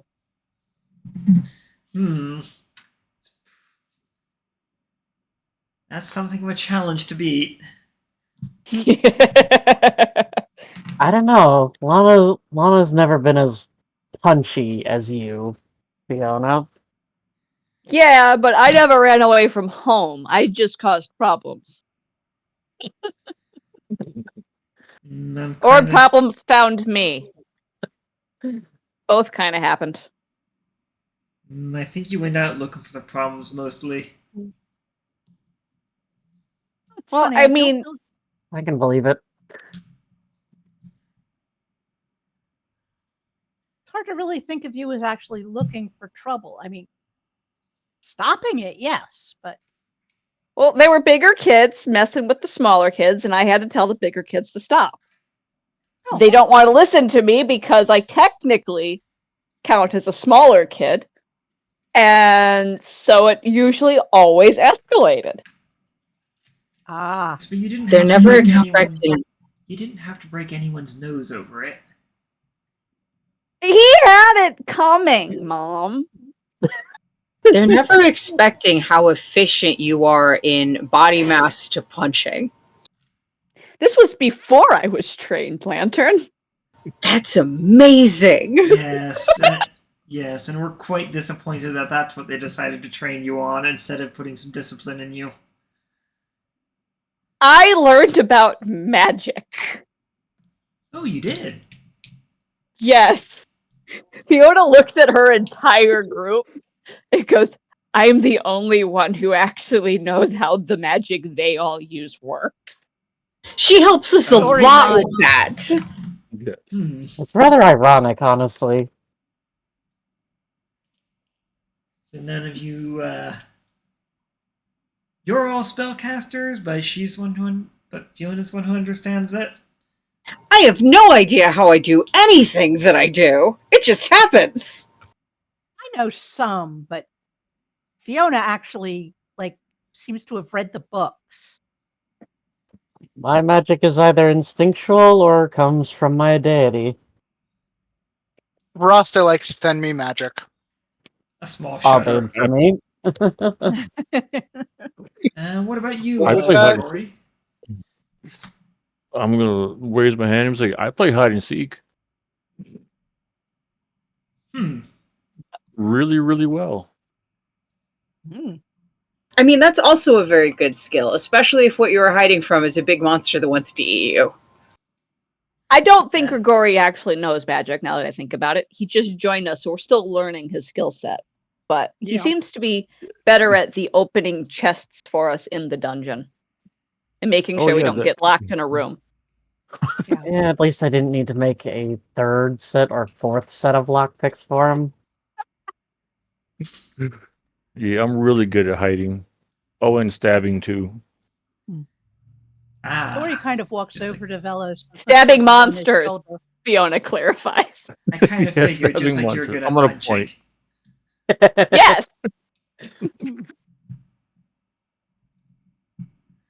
All right, well, why don't you But no, guys make- Lucian taught me plenty of discipline. I don't just throw punches out willy-nilly anymore. Well, at least there's that. Now, why don't you guys go ahead and make yourselves comfortable? I'll go get you all something to eat and drink. Kara says as she eagerly leads you all inside into a kind of a living area where there's a few seats. There's a few seats around a hearth. Vellos, the furniture is smaller than what you're generally used to. All the inns and taverns kind of build for general size. These have been built for specific person size.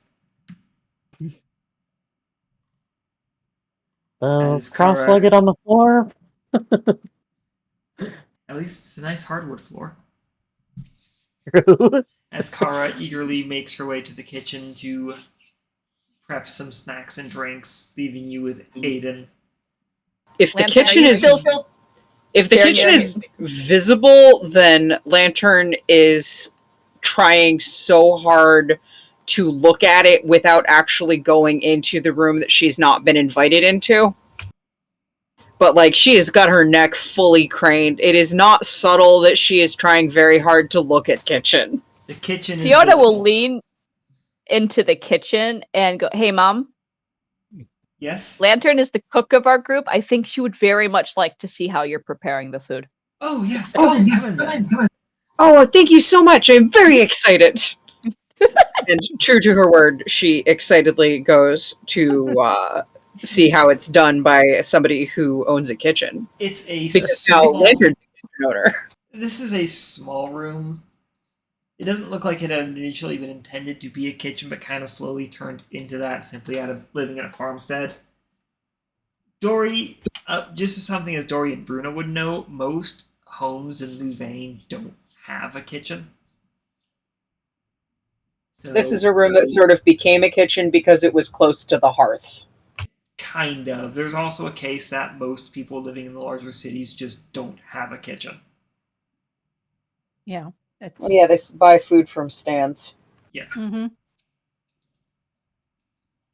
So having a small kitchen here with a wide selection of herbs drying either over the hearth or over the window, along with a small root cellar. Something Kind of you're not- luxurious. What was that? I said it's kind of luxurious. To a Oh, city kid. absolutely. Only a noble's house in Louvain would have something like this, though thrice the size easily. Wow.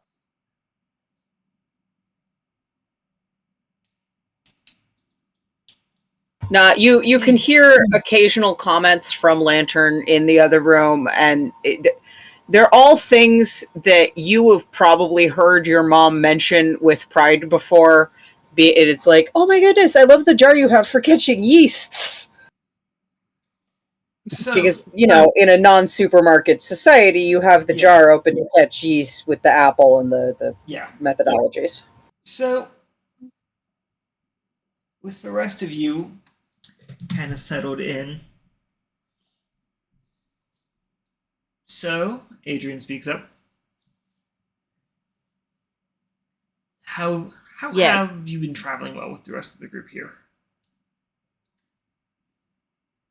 Oh, I've been having a great time. I'm trying to learn how to handle animals from Lantern. She's very enthusiastic. It makes it hard to follow sometimes, though.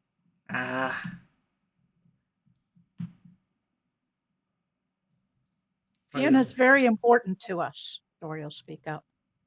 That's good. You know, she's essential to us working as a crew. Yes, she very is. That's good to hear. So, this is something we don't really hear talked about too much, but how dangerous is the Delves? We're always a little worried when you don't write back too often, until we get a letter from you.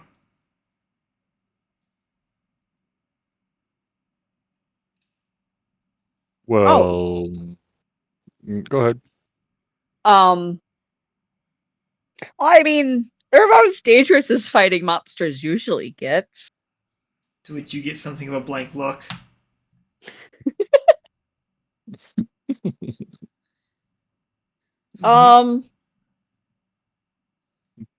Spiders larger than the hyenas? Ugh. That's our Yeah. opinion of them. One of the dungeon was filled with gnolls, like the one that you said passed through town. Is he still here, by the way? No, he was with the crew and they left a little while after. Okay. Well, glad to know he found a spot. Yeah. Yeah. Or they Some of them found are him. filled with gnolls. They might have just found him. The one's filled with this fire elemental was kind of interesting. With all the creatures made out of coal. The one filled Lauren with didn't like that one. breakables was hilarious. I loved Oh, that yeah. one. I'm sure Ah, you the all glass enjoyed dungeon. So it varies. Some are more dangerous than others. that. Okay. We look after each other. Good to see you're all in good hands with each other then. Yes. Every one of our casters is able to cast some form of healing magic as well. Fiona will say encouragingly. Mm-hmm. I'm sure your mother will be pleased to hear that. And me and Fiona are very good at keeping the nasties from hurting our friends. Yes. Oh, of course. You should see how many things try to hit Vellos. It's hilarious. All their attacks just bounce off of him. Interesting. I try to spar with him. He hit me more than I hit him. That's not easy. Oh, okay. Fiona, please don't It was beat up your party members.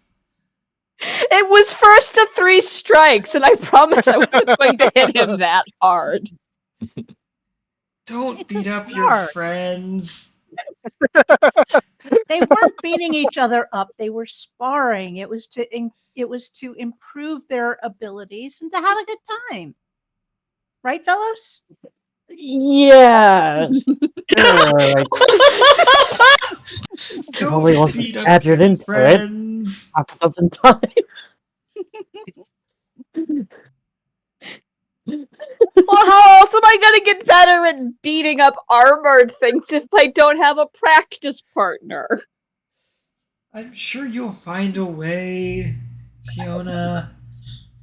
Fiona pouts. But Dad, he agreed to it. You He kept looks- badgering me about it. He looks over to Vellos. Don't let her Dori be bullying you glares into these at things. Dori is glaring at Vellos right now.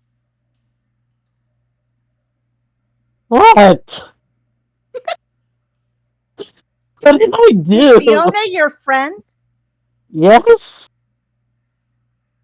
Was she trying to hurt you?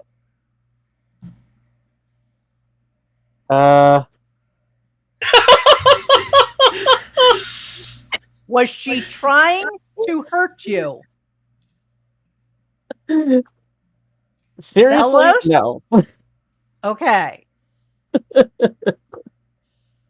And Dori is giving him. She's trying to channel her older sister into the older sister keeping her siblings under control look. You have a very confused dragon now. Oh, Bruno mercy Bruno is snickering. me. Oh, mercy me. Fiona, why are you always... You're always finding trouble. Fiona looks affronted at that. Dad, I told you trouble finds me. Yeah, she's no more likely to There's no find point trouble there. than any of us are. Trouble does tend to find this group. Yeah. I mean, we have a cleric and a druid of Rasta. Another shudder. Mm-hmm. I have to be prepared. Next, you're gonna tell me you have an Abadite in the group. Vellos raises his hand. You were actually given something of a questioning look on that. I mentioned that in the letter, Dad. Oh. Did Mom you not did. tell you? I'm sorry, he doesn't strike me even remotely. Not all Albanians are bloodthirsty murderers. Hmm. So Yeah, do you Vellos is object more to than me your- sparring with him now? Well, that explains why people started talking about how you potentially beat the fire of Albad into him. Or out of him. I Wait, guess it what? depends on who you ask. Oh, you know, we told our neighbors, and they told their neighbors, and suddenly people are talking about our daughters beating the fury of Albad into dragons. He shrugs lightly. Vellos has a very confused and almost offended look on his face. He's not sure how to take that. Don't worry about it, Vellos. It's just the rumor mill. I'm starting to hate this rumor mill thing. Well, that's the problem with being a Dragon. handsome silver dragon. Yeah. You will always be dealing with the rumor mill. Yeah, you just stand out. More than Lantern does. And Lantern is excited and vibrant. Well, there is that. I But want Lantern to be can- known for my smithing skills, not for just because I'm a dragon. Oof. Well, I'm sure Well- you'll get there. Just wait, you'll be known as the Dragonsmith. That sounds very cheesy. Oh, well. And then Dori will perk up. He made me this new armor. And she'll show off her studded leather armor. That's impressive. Because he thought I was getting hurt too much. I agree. Well, it's good to hear you're all keeping each other safe. No, can if thank- I stub my toe, you think I'm being hurt too much. You can Well, thank you Aubade are. for the armor, Dori. It was from channeling his power that I was able to make it. I hope you take no offense, but I think I will continue thanking Crow for good harvests.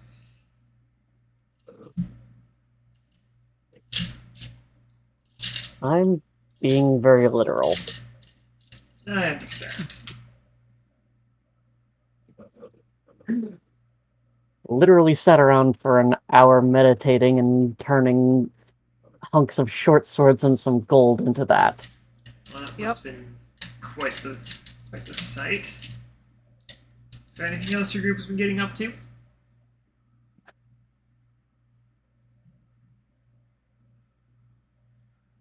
And probably around this I mean- time, Kara would be coming back in the room with Lantern with a tray full of teas and or a tray carrying a pot of tea and several cups, as well as a large snack platter of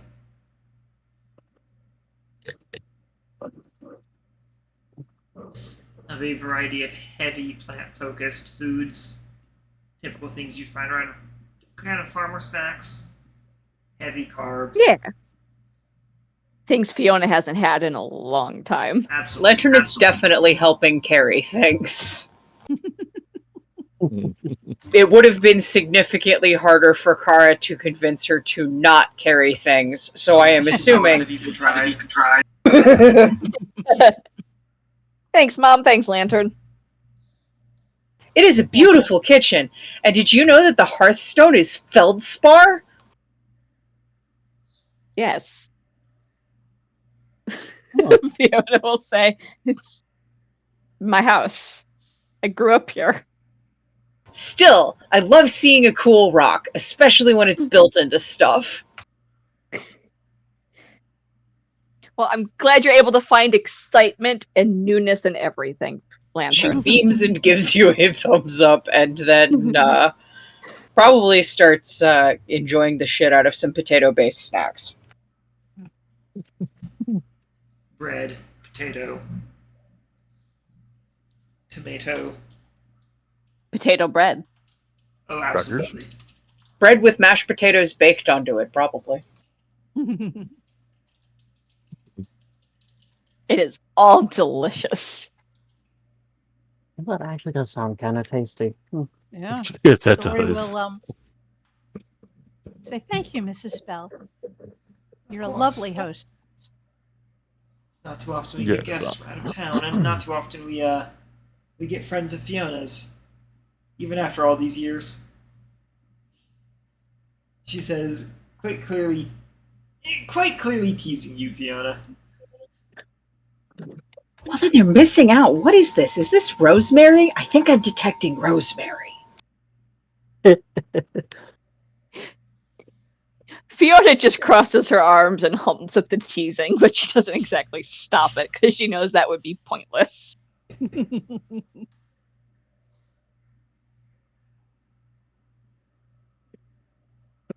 Okay, Grigori's gonna grab a cracker and some cheese and find a solid, sturdy beam to hang upside down from. Plenty of beams on the rafter to hang from. Okay.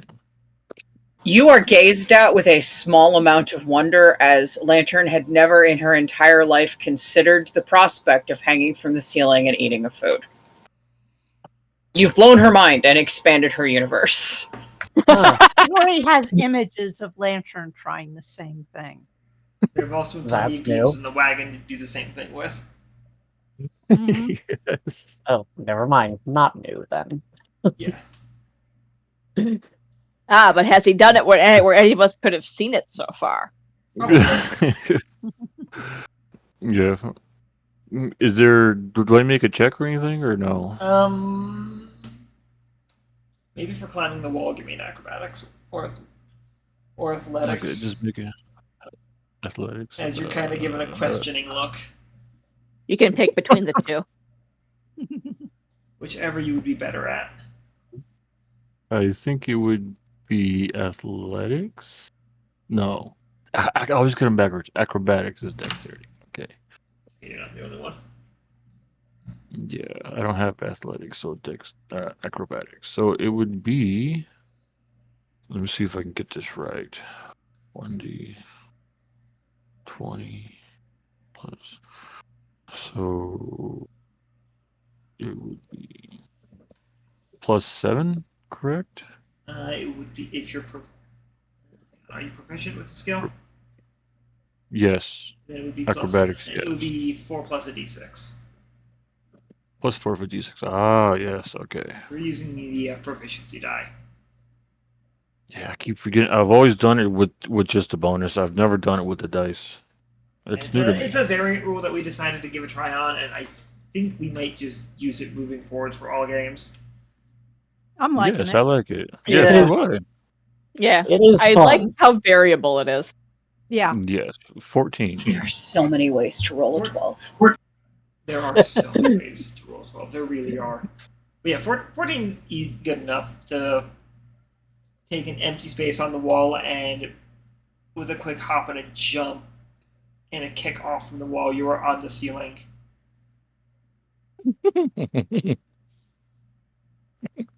It's a little frustrating for you having to fight against gravity to get here, but...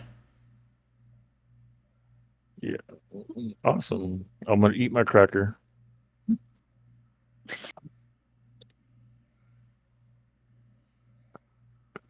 Oh, yes. Mom, Dad, another thing I learned at the monastery wasn't just fighting. I also learned how to make maps and read them. Oh, that's Thankfully, a really good you skill don't to get have. lost. Yeah.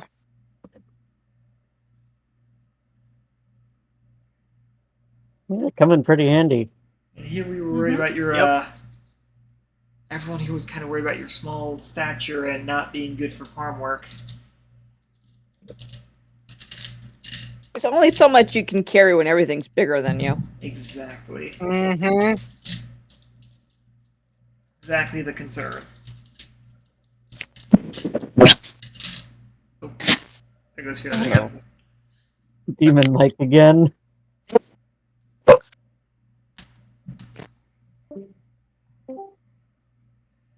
I didn't even do anything that time. What to tell you? I don't know either. It was like fine last week, and this week it's just like all up in my butt. Stupid rude of demon it. voices. Get out of my computer. Ah! We'll see what good contacting the local tech priest to change anything about that. But until then,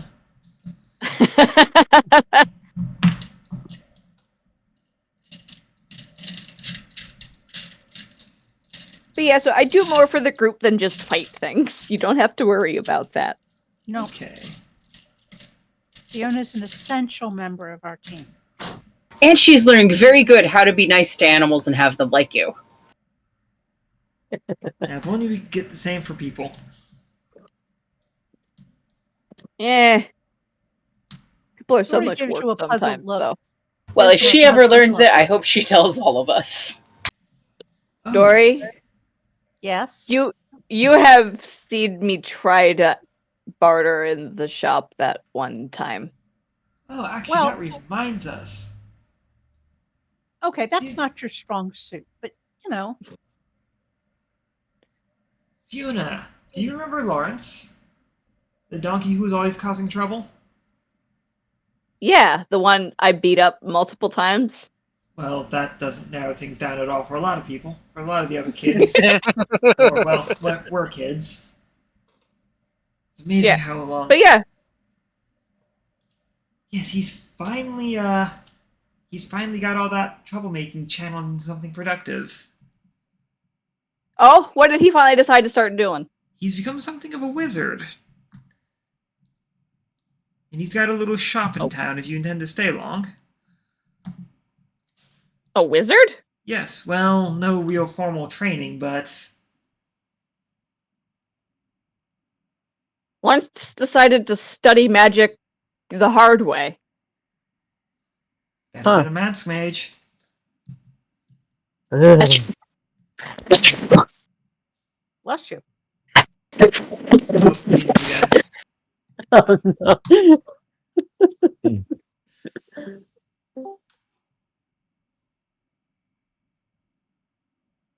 And Stop we're- That's true. I will give Lawrence that. He is not a Mansque mage. so unnecessarily flamboyant. So we've heard. And not just from They are- you, we've heard from plenty. The traders who go up to Mansque, the travelers to and from Mansque. Well, we can confirm they were not exaggerating. Not a bit of it. Nope. Very Definitely nice. not a product of the rumor mill. Unfortunate almost- when the rumor mill always turns out to be true. Yeah. Almost impressive how pretentious they can make casting a simple cantrip. Mm-hmm. Ugh. I mean, it's like, look, I can cast cantrips too. I don't make a big deal out of it. Most spellcasters don't, unless you're a Mansque mage. Ugh. Yeah. So we've generally seen and heard. Yeah, we're probably going to stay in town long enough to restock supplies to continue on our journey. Oh, excellent. Yeah. Probably plenty of time to Our go. ultimate destination is Lavaine, but we're trying to follow Vellos' sister's trail, and since we know she went towards Mole Mill, that's probably going to be where we head next. Yep. Okay. Mhm. Well, if you So I guess if you're going to send me any letters, you'll have to send them to Lavaine, because I don't know where I'll be in the meantime. Well, we'll wait for you to contact us first, if that's okay. That way Okay. we're not piling up anybody's waiting box. That makes sense. You guys aren't the ones moving around. Yeah.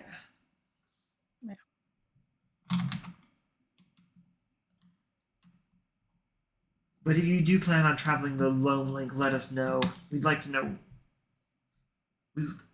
Your father and I would love to know exactly what's down there. Traveling to Just- where? The Traveling Loam Link, Oh, the underground tunnels. I didn't quite hear it, so I wasn't sure. Oh, yeah. I'm looking forward to seeing it. It looks interesting. Or sounds interesting.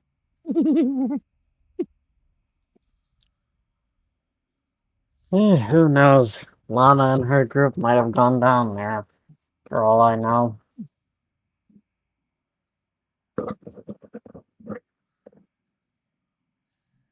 Wherever they've Well- gone, I'm sure they'll be fine. I hope so. Well, at least she's not traveling alone, Vellos. There is that. True, that is a plus. Do you know these people? The That The she's brethren? traveling with? No. No idea. I'm assuming they're probably the same people she got that curio from. Mm. One mystery solved, if that's the case. Hmm.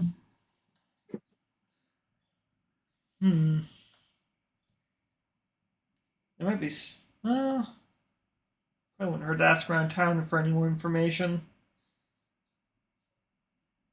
Well, I was definitely planning on doing that. Yes, definitely. Especially since we're going to go check out the Fancy Wolf, and I guess now I just have to go see his shop. Lawrence's. Oh, the one who lives on the outside of town. Yeah, the one that can Yes. apparently talk to ghosts and play music. Yes. Bit of an odd one out. Sounds like a man right up my alley. Because I do the same. Yes, no, we just talked about that. Just wanted to make sure it's funny, it's only So been you like said Lawrence- a year or two, but nobody's actually gone to his shack.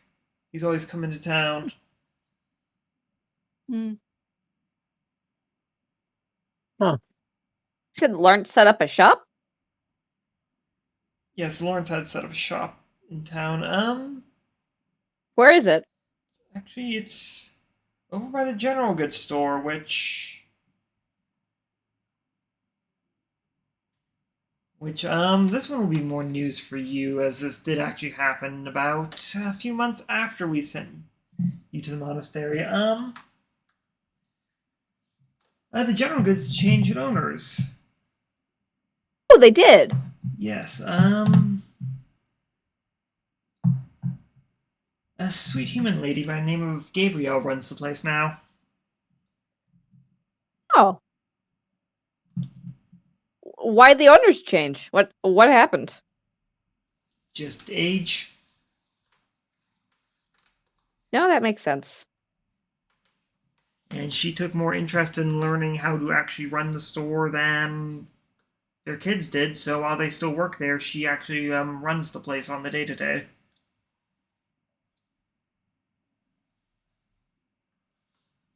Yeah, they didn't really seem like they were up for managing anything, no offense to them. No. Keeping the shelves clean and stocking them was one thing, but when it came to managing the finances and paying the taxes, they never did quite pay attention to the math. No, they weren't quite so good with the numbers, were they? Not really. Yeah. Oh, well. Well, at least the general goods store found a good owner, at the very least. Oh, it did. I'd say she does maybe a little bit better of a job running it, as she now has a small sweets stand in the store going. She makes sure stocked daily. Really? This is something Lantern is looking excited about now. Oh, that sounds lovely. Ooh, definitely have to check out the store then. Yeah. I love sweets.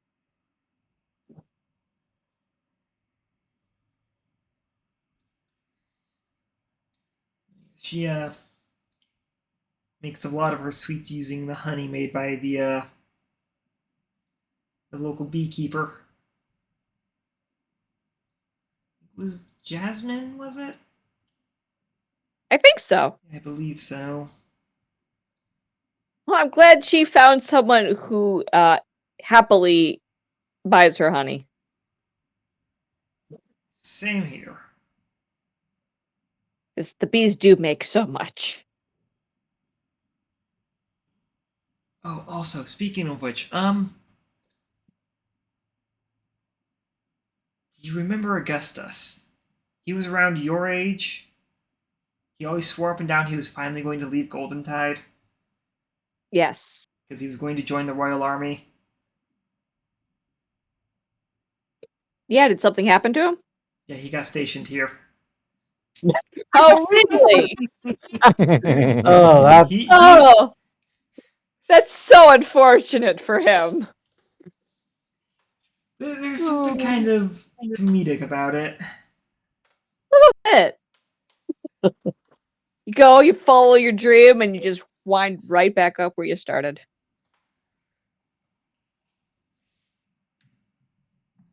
Well, at least he has a job here in town then. Oh, absolutely. I think you might be interested in meeting him, especially since he's a scoutmaster for the Dungeon Brigade.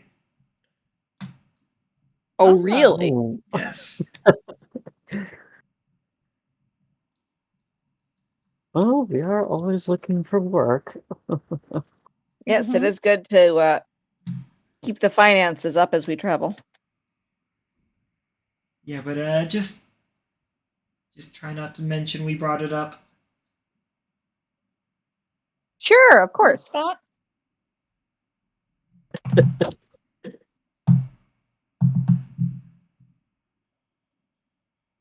I will not let him know that you told me the fact that he got stationed at the place he swore he was going to leave. Promise. Excellent, because he's kind of heard enough of it from everyone else, I think. Fair.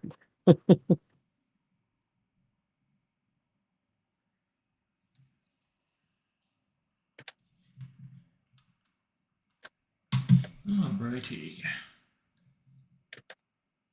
All right, well, Mom, Dad, thank you so much for the snacks, but we should start getting out into town and gathering everything we need.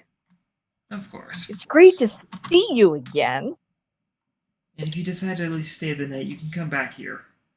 Oh, absolutely. It's been great to see you again. It's really good to know that you're in good hands and still safe. Yes. It's awfully nice to meet you both. It's been a pleasure. Yes, pleasure's all mine. It's been a pleasure to meet you both. Do you need help getting down, though? I'm gonna detach and just open my wings or arms, wings. So the height you're dropping from is a little too low. Is a little too short for that. Oh, But if you want to try and make a flip on the detach and land that way, you can give me an acrobatics check. oh, okay. Acrobatics, not athletics. Yeah, because it's a dexterous move. Okay. 'Cause, essentially, you're trying to flip in midair. Yeah, that makes sense.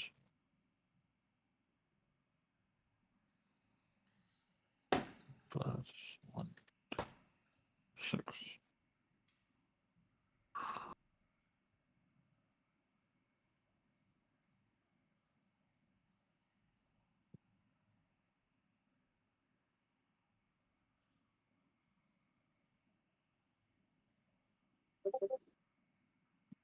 And Raw you 20. stick the landing.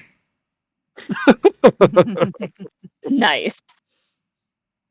Hero pose. So bad for your knees. Lantern applauds.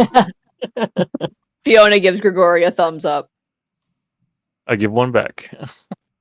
You're given an applause from Aiden and Caden, or Aiden and Cara Bell. A bow. Thank you. Can I have another cracker? Of course. Thank you. Yeah, help yourself, Gesture Grigori. to the snack platter that's on the coffee table. Nice. Is there tea left? Yes. Okay, I'm gonna grab a cup of tea and a cracker. And He's a little cold right now, but not that's fine. unpleasant at That's all. forward drink. Nice. I'm gonna finish it, eat the cracker. I'm like, thank you very much. It's a pleasure to have you all here. Thank you for having us. And like I said, if you all need a place to stay for the night, you're welcome to stay here. Thank you so much for your hospitality. Of course. It's always a pleasure to help out Fiona and her friends. Lantern beams at being referred to as Fiona's friends.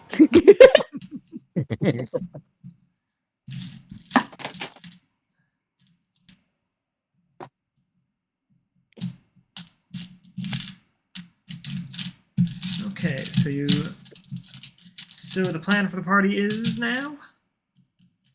Lantern mentions that she has some errands she would like to run, and she does actually have a question for Mr. Bell, which is if he knows the location of any particularly nice lumber yards.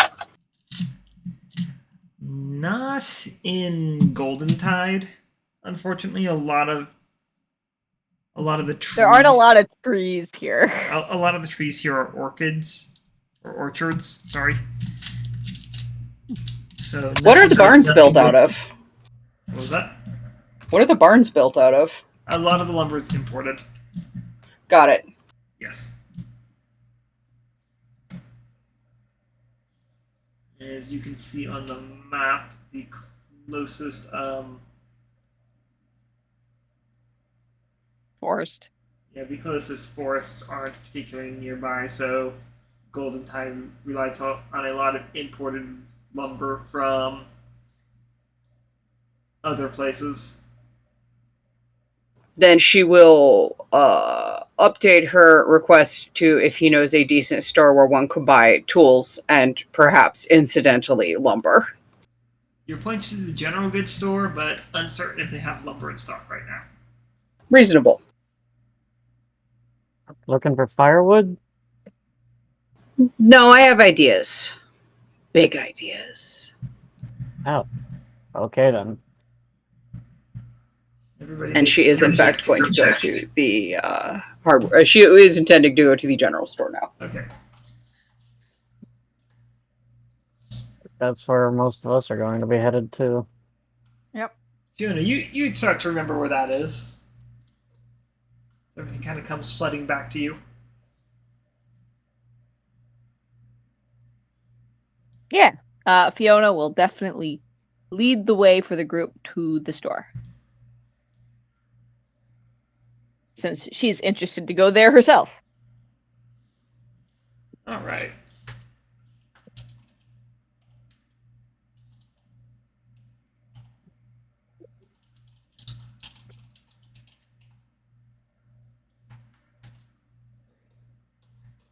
I'm gonna have a little chat with Vellos.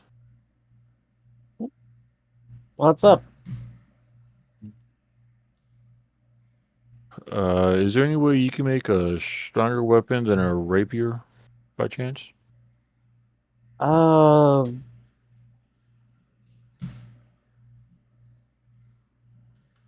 Stronger than a rapier.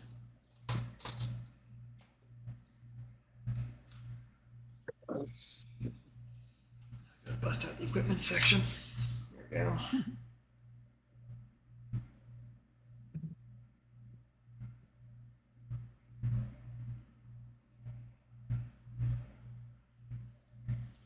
So, I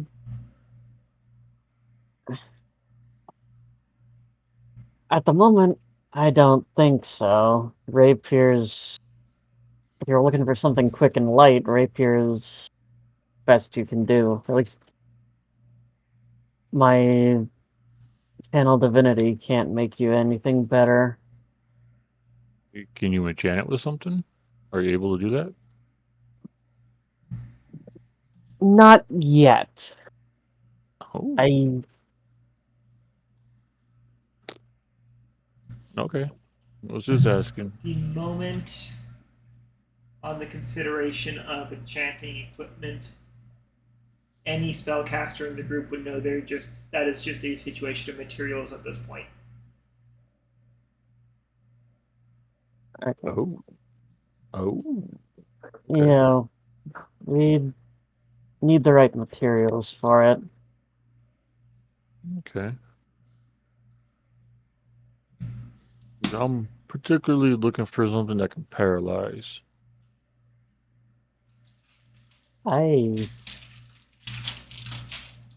If I can, that is.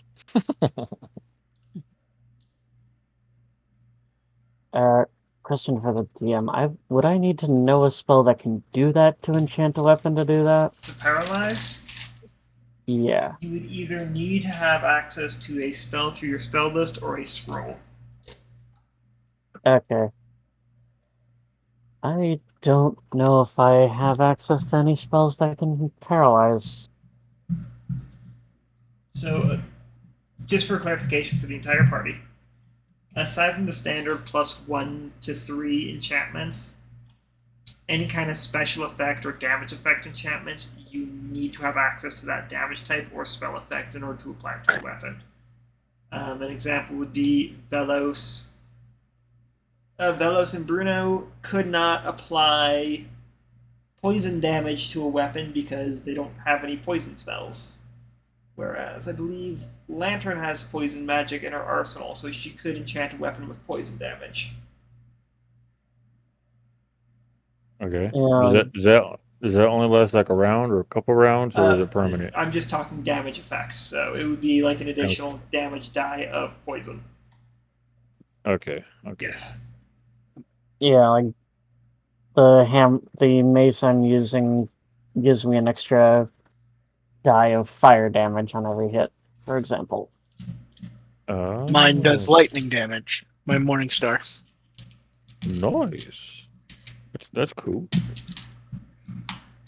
And we'll also state Mine- you cannot further enchant an enchanted item. You could, however, attempt to disenchant enchanted items to try and salvage resources at the cost of destroying the item completely.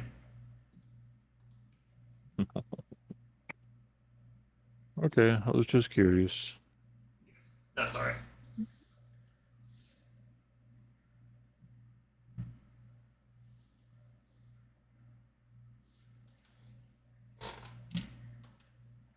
Okay.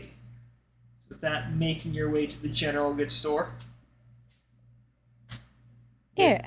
Little fancy signage. It's more of just like the signage is ultimately just like a cart and some crates. And right next door, not quite right next door, but a comfortable distance away is a small magic shop that is owned by Lawrence. Lawrence. And given the looks of things, you've all seen buildings, you've all seen windows and shutters, and you can all tell when something's had their shutters replaced several times at this point.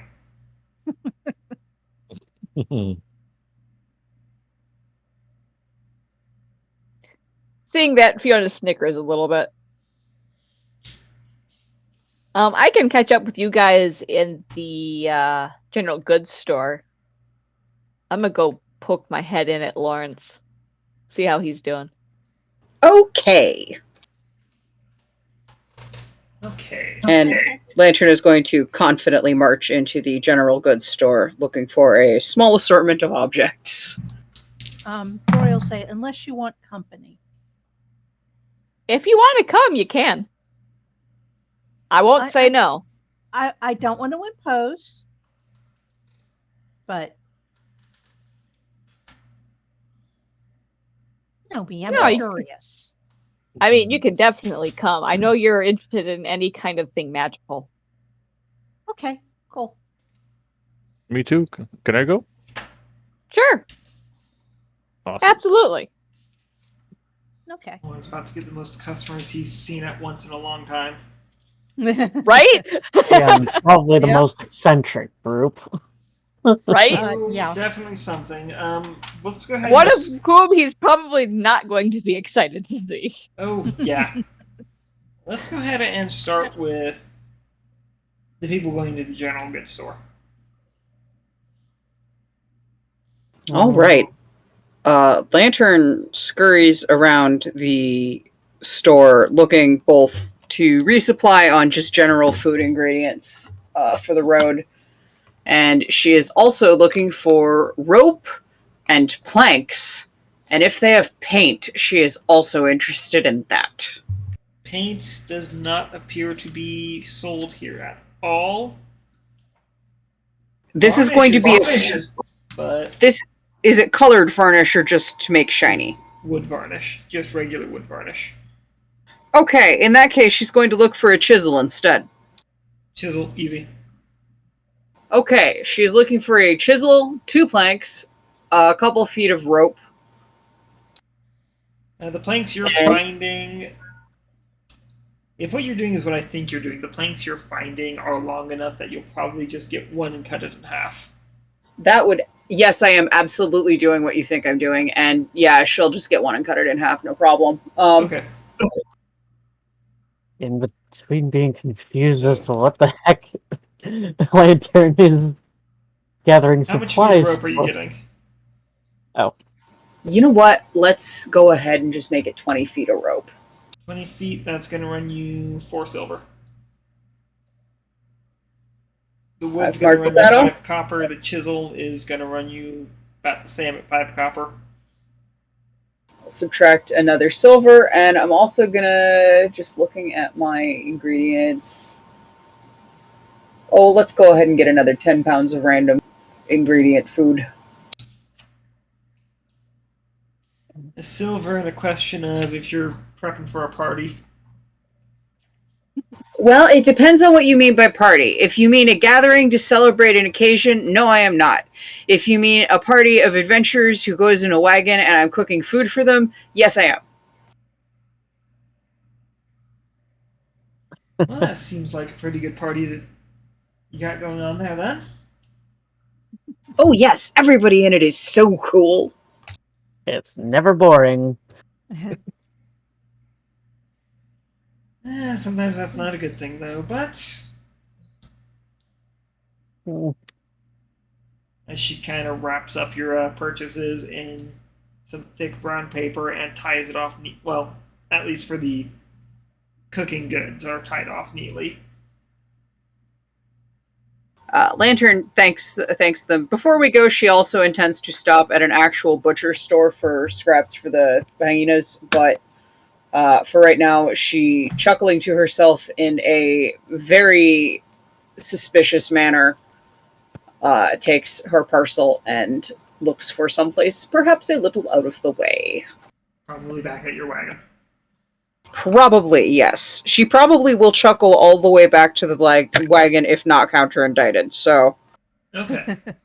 Nobody's going to get in the way of a giggling kobold. Yeah, no. And now she is going to start her project. And then moving to, let's see here. Dori, Fiona, and Grigori. Mhm. Yes. Oh. Demons. Nope. Curse the demons.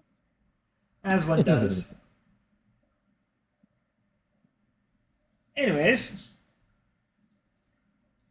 As you push open the door to the magic shop, the chiming of a dented bell rings through the store.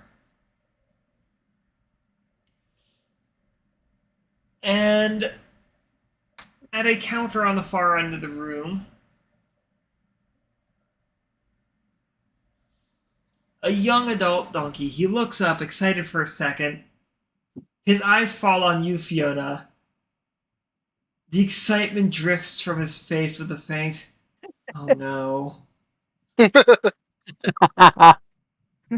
Hi, Lawrence!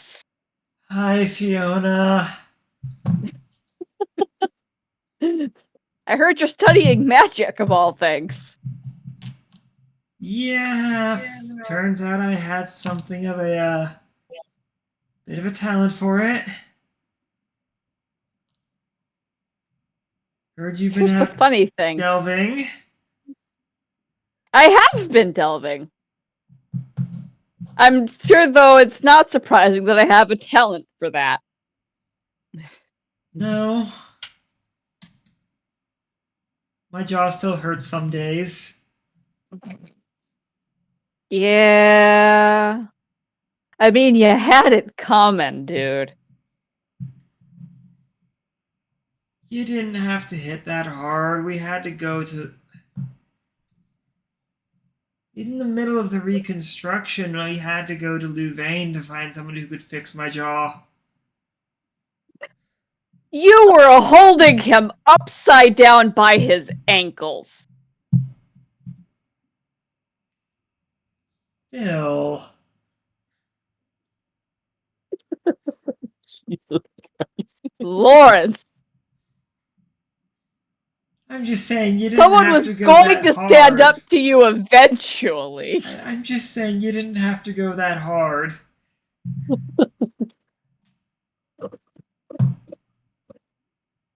I'm not saying you didn't have to do it. I completely get it. I was something else then. Little bit. It is good to see that you are doing something productive, though. Usually productive. When you're not blowing up the windows. I haven't done that in like a month. Oh, that's good. Anyways, Lawrence, this is Dori and Grigori from my delving team. Hi. Hello. Hello. Hi. A little bit of a nervous wave.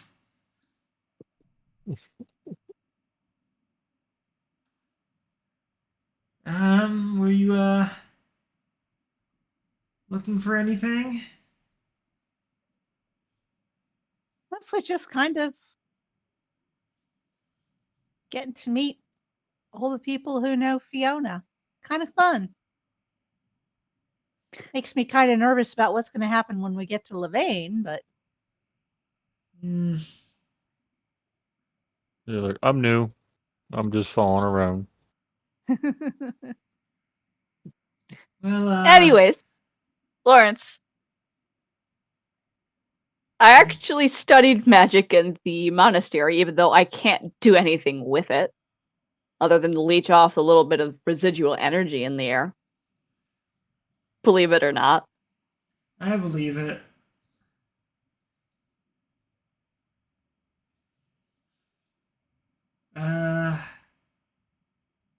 Yeah, no, I believe it. Was there anything you needed while you were here? Oh, I don't know what kind of shop you're running here. What you As have he kind here? of I was just gestures curious. to the shelves, what he seems to have is a lot of mostly home good items.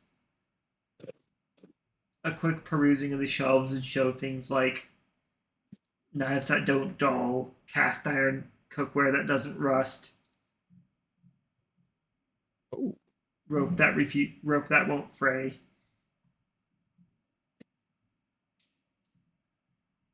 The knives and the cookware, how expensive are those? Oh, they're just a few gold. Fiona will hand over a few gold. So for I'll I'm gonna grab take her 'em. hand. I'm gonna grab her hand and say, "I'll pay for it."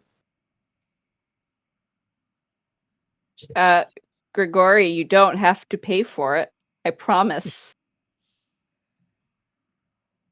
Okay. I appreciate the offer. So the knives are sold in a knife set that'll run 5 gold. All right. And the cookware is about 3 gold for each pot or pan, as he explains in kind of the tone he still imbibes is that you're going to hit me. I was expecting that. Left the guy with some trauma there. Yeah. Like he said, they had to go to Louvain to find a person to fix his jaw. Look, there was a reason Fiona was the one sent to the monastery. It's because of her. It's because of her death toll. She can do more damage than the others. She was more prolific about it. Absolutely. Fiona will pick up 2 of the cast irons, 1 pan and 1 large pot. Okay. So that is As you're looking around, 11 gold pieces total. You find a box of discounted scrolls.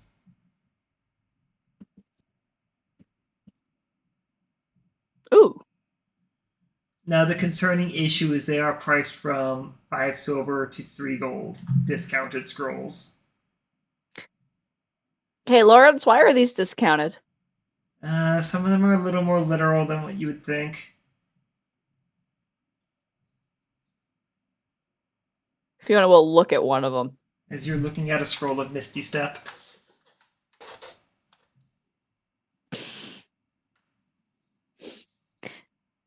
Is this one of the more literal ones? They're all more literal. That one, So this one just makes mist everywhere I step? basically, it makes mist condense around your feet for an hour and leaves a trail where you walk. Interesting. I don't entirely know what I'm doing, but sometimes it works.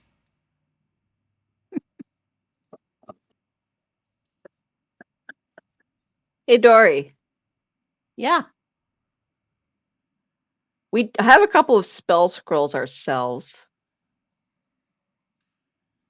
Do you think it would help Lawrence learn something if we were to say to sell him an alarm one? Since we've got 2 of those. Might. Oh? So, from what I understand with how wizards learn things, is you have to track down actual, things with the magic on them to learn them? Sometimes.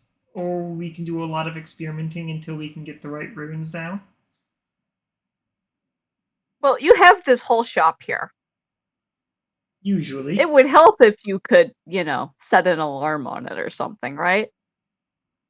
I mean, Most typically, just locking the door works. Yeah. But I you mean, never don't know what want the to next. learn a new I spell. mean, I would like to actually be able to learn some new spells outside of just experimenting. Fiona will hold up one of the alarm scrolls that they have, since they have two. What do you want, Fiona?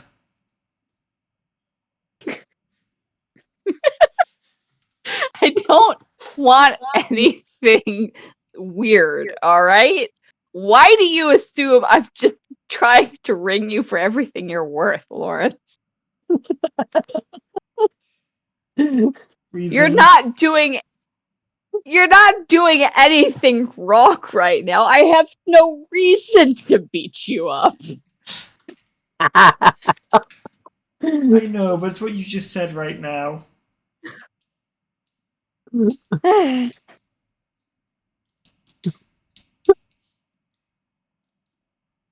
I mean, she doesn't beat people up unless, they're gonna hurt people. Which you're not doing. You're selling things. I know. Okay, let me just. How much do you want?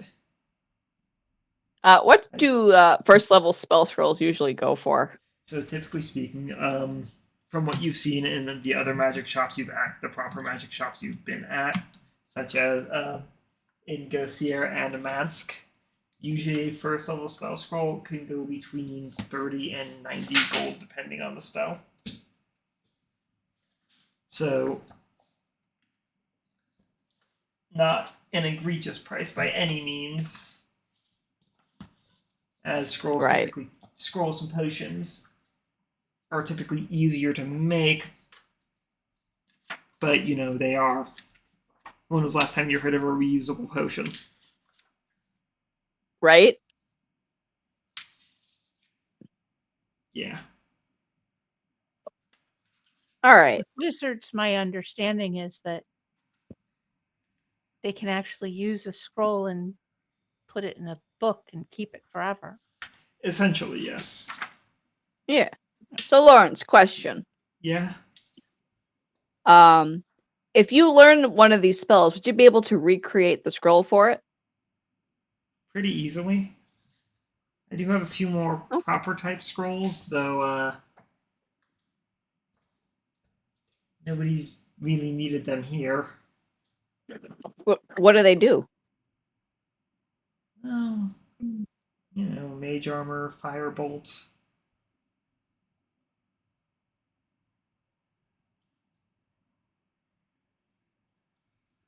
Mage armor sounds useful.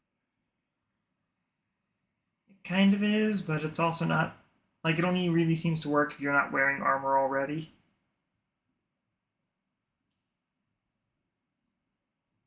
Fiona blink. Something about armor makes the magic on the mage armor not work right. Interesting.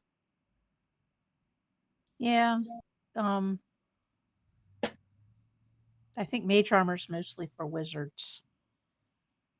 Sorcerers That would too. make sense. And sorcerers, yeah. That would make sense.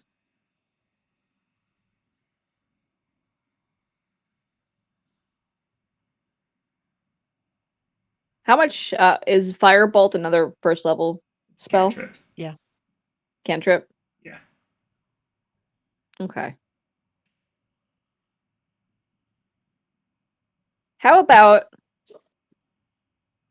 15 gold pieces, and then you send a copy of the scroll with a letter from my parents? I can do that. All right.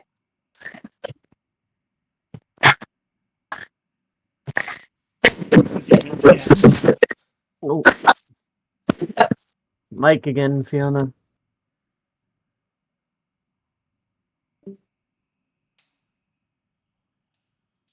Fiona will go ahead and hand over one of the 2 alarm spell scrolls that they have.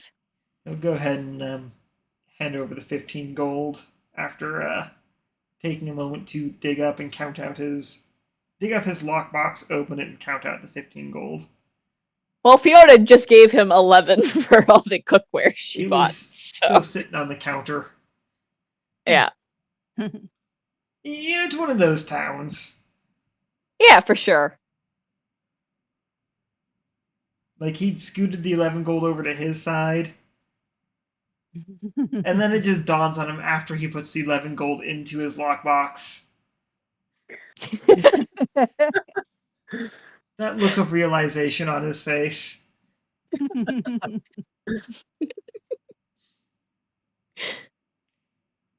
Well, there you go. One more spell for you to learn. Have fun with that.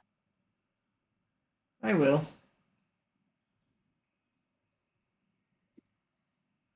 Good to see you're doing something useful and not still picking on children. I mean, I haven't done that since I was a child. Right? And I haven't seen you since I was a child. So.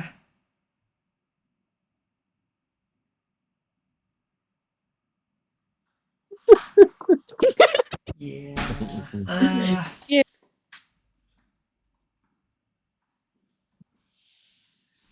But it sounds like you've been doing having a great time out there delving, and I get hit with a lot of acid. I wasn't gonna say it, but you do. Yes, I am aware. Yeah. You have some bald patches. He kind of just points all over his face. Yeah, and you realize I he's am also aware. got a lot of bald patches as he points all over his face. I mean, takes one to see one. Yeah. Yeah, like I said, I'm having to experiment a fair bit still. Makes sense. It's always nice to get some extra scrolls in, though. Absolutely. If I get any other weird ones that that my group can't find immediate use for, I can always, if we can't find the buyers, just send them to you.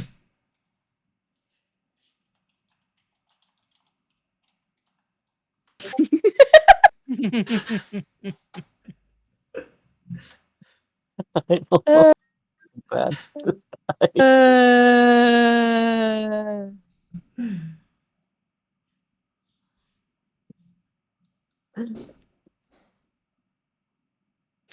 Well, if we get any other weird ones, we can probably send them to you. That way, if we can't find a buyer for them, because they're just out there. That sounds good. Yeah.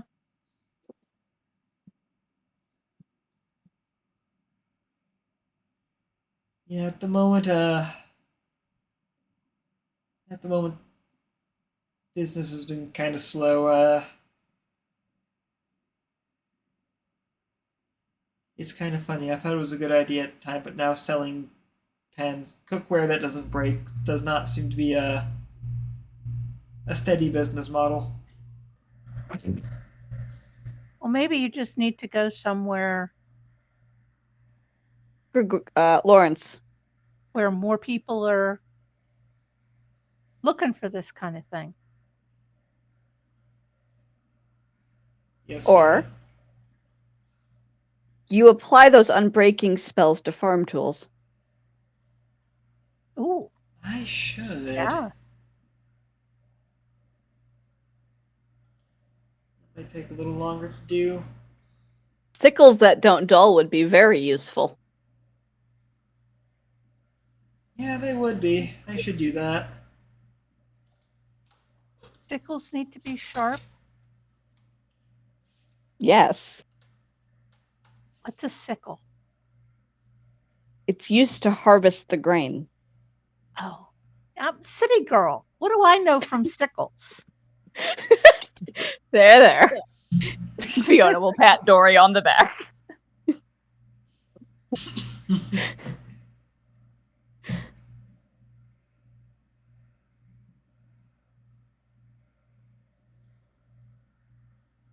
And I'm sure there's other kinds of enchantments and things that you can think of that could be useful for town other than just for cookware.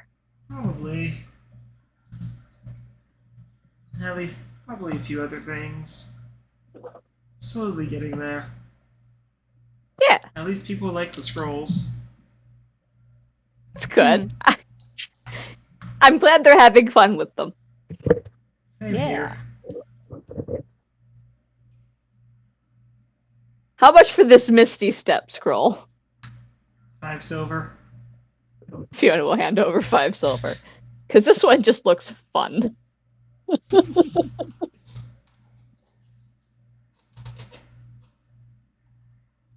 One scroll of literal Misty Step. Yes.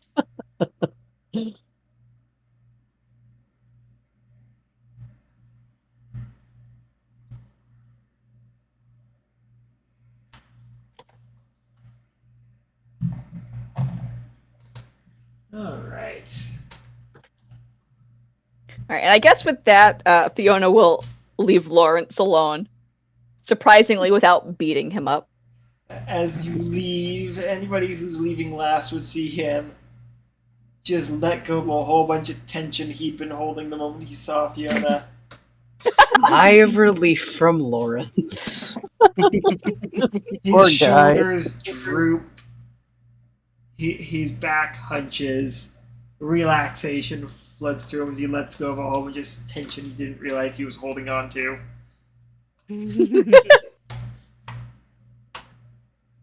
Believe it or not, Fiona can be civil, Lauren. You just never gave her a reason to be before. Oh, dear. Oh.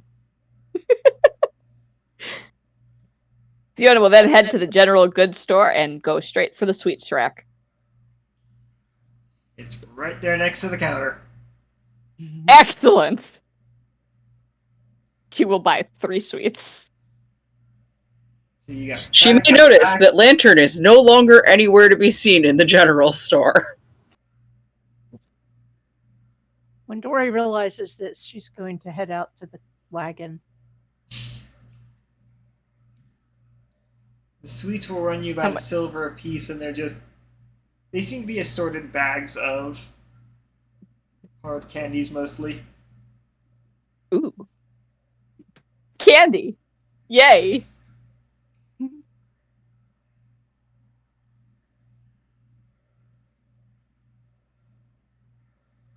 Specifically hard candy, so you know somewhere in the back, someone's working with molten sugar. Oh. Oh boy. Well, if it's Gabrielle, it's probably fine.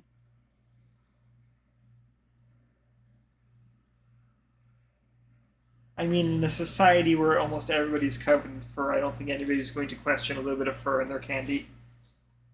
Yeah.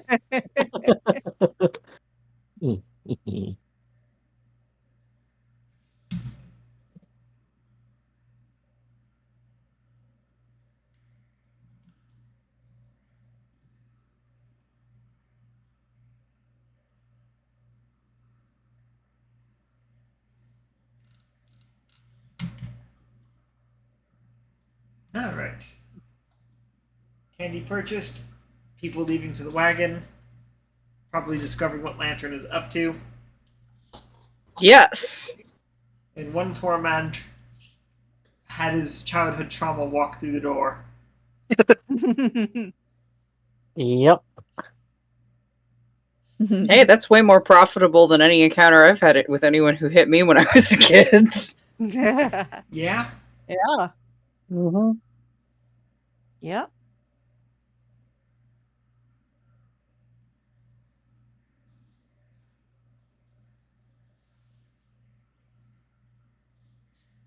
But you would presumably see Lantern, depending on how long you were bedeviling Lawrence, either in the midst of or on the final steps of her bold project. And what is her bold project? Well, it is almost impossible to discern from a distance.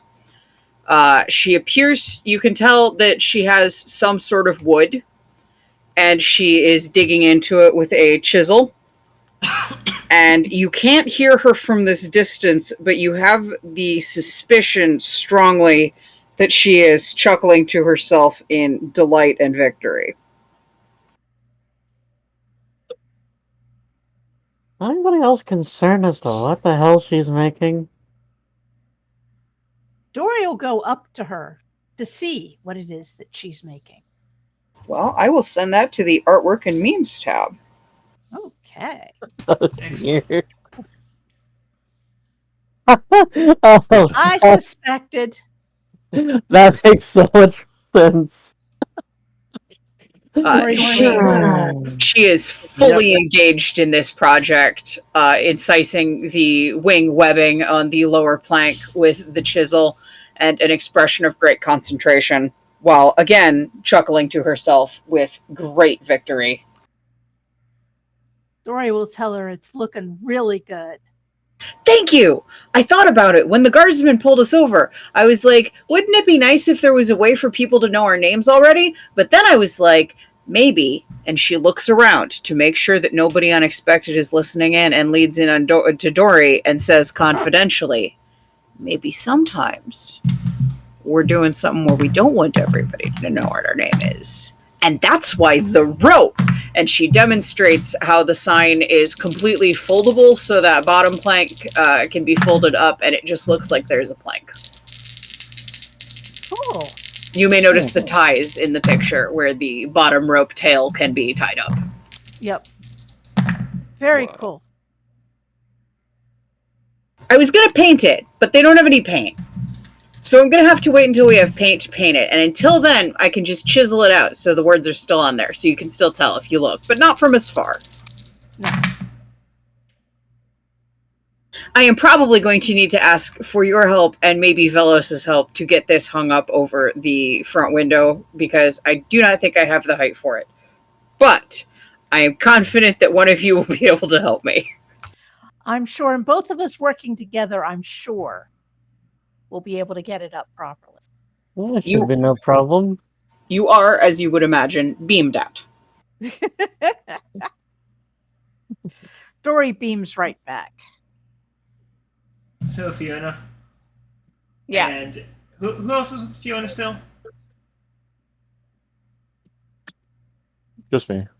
Well, I mean, if we're back at the wagon. I know you separated off to get back to Lantern. And then Fiona and Grigori went to the general goods store. Yeah, I'm not sure if anybody else is still in the general goods store. But I will say it doesn't take... It takes about as long as you expect, Fiona. You're starting to already hear murmurs about... Either murmurs or being asked more direct questions about... your wagon being pulled by giant monsters. They're actually hyenas. Not monsters, but they are fairly big, and yes, our wagon is being pulled by them. Fiona will explain this repeatedly as many times as she is asked, because she knows that the only way to stop rumors from conflating even larger is to start putting actual information out there. Confirm some of the rumor, but correct other parts of the rumor, and people are more likely to believe you.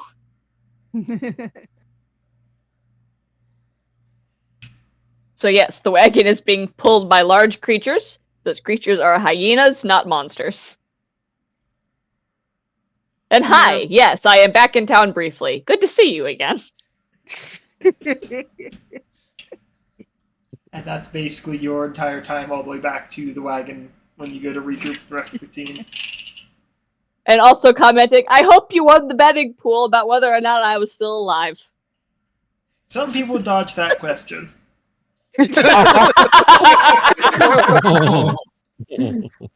Moreover, they seem to dodge you when the question comes up. Fiona just smirks at the ones that run away. Fiona probably gets back to see Lantern excitedly air traffic controlling Dori and Vellos hanging a sign. That's a mental image. Huh. Well, at least you're getting the two tall people to do that, Lantern. Good job. Thank you. I thought I could climb it, but then I thought it would be easier if I did not climb it. I completely forgot about something Oh, that I should have brought up at the start of the session. Ooh. Lantern and Grigori, you've been under the wagon. What's your passive perceptions? It's pretty good. Let me double check. It says my passive is 16. Okay. In order to find your passive perception, Grigori, it would be on your skills page on your character sheet. And you see where it says pass. If you follow that column down to perception, that'll give you your passive, which for you appears to just be a 10. Yep. Okay. So, Lantern, as you're standing there waiting for people to hang something up on the wagon, something dawns on you. You kind of forgot about it in the middle of battle, but you noticed something out of place under the wagon, kind of between one of the axles and where the maintenance kit box sits. I think that as soon as I'm pretty sure Vellos and Dori have this up, I will say out loud, I kind of want to check something under the wagon real quick. One sec. Go ahead and give me an investigation check. I completely dropped the ball on this one. I'm sorry. I'm not good at those at all, but we'll see how it turns out. You got this.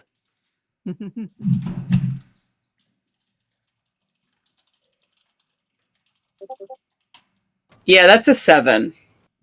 Good enough. This thing kind of sticks out. As you're seeing a sheath of... So, you know the bar, kind of like a hook bar where the axle sits on? And Yeah. then right next to that is where you keep the maintenance kit. You see a rolled up sheath of paper kind of wedged in there. I am going to extract this paper. As you go to extract that, you find there's more than just a sheaf of paper, but also a desiccated hand holding it tightly. You're not certain of what species. In what way is it stuck onto the wagon? It looks like it looks like it is a fist holding the paper, and it looks like it had been jammed up in their knuckles first. Does it look like it has been there perhaps as long as we've had the wagon, or that Probably this is something longer than that. Okay, this is not something where we ran over a guy and we're No. just learning about it the most gruesome way possible. No, like I said, this is long desiccated. Lantern is going to say after here is what Dori specifically, because she's got those big rabbit ears, and I'm confident she can overhear every word that Lantern is saying to herself under the wagon. Hey, Dori, what's So your what passive Dori- perception? mine Yes. is an 11. How close are you to the wagon? Well, if she's Well, hanging I'm up something at on the it. top hanging the sign. Close enough. Vellos, what's your passive perception? I am checking. Yours is probably better. 14. Yeah, you both probably hear Lantern. Here is Okay. what exactly you hear. Oh, that's kind of a creepy looking sconce. Why is it under... That's not a sconce at all, is it? Oh, cool. Gross. Cool. Gross. Cool. Gross. And then we're gonna remove the awful mummified hand from there and run out from under the wagon going, guys, guess what I found? What the heck? Something Did you cool and find? gross. What?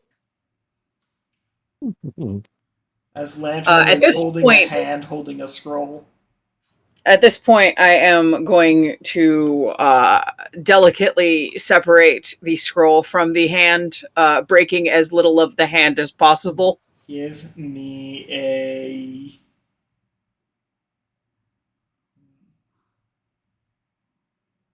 I'm trying to think if it would be medicine or nature given the age of what you're dealing with. And the condition of it.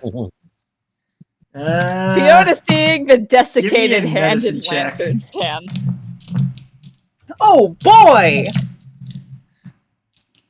Seeing what Lantern is holding, Fiona is just praying that her parents don't walk in the middle of this. Depends on where the wagon's parked. That's a 6 on the medicine check. You're breaking off a few fingers. Oh, nuts, says Lantern as the mummified fingers fall to the ground. And no longer interesting because it is no longer a pristine, horrible dead guy hand. She's going to casually drop it and look at the scroll. So for those who want to know something messed up, it is considered an object.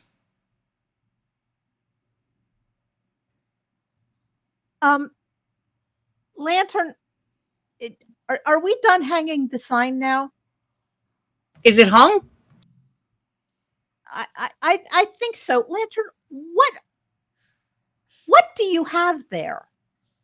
Well, And where did you find it? I thought I was, I happened to catch a glance at the wagon from a weird angle, and I remembered that when I was under there, moving Moonbeam around until it laser beamed the spider chickens, I was like, there's something amiss here, but I didn't really think about it because I was mostly preoccupied with, wow, I don't know if I've ever had mud there before. And, I forgot about it completely, and then I remembered for some reason because I looked at the wagon at the right angle,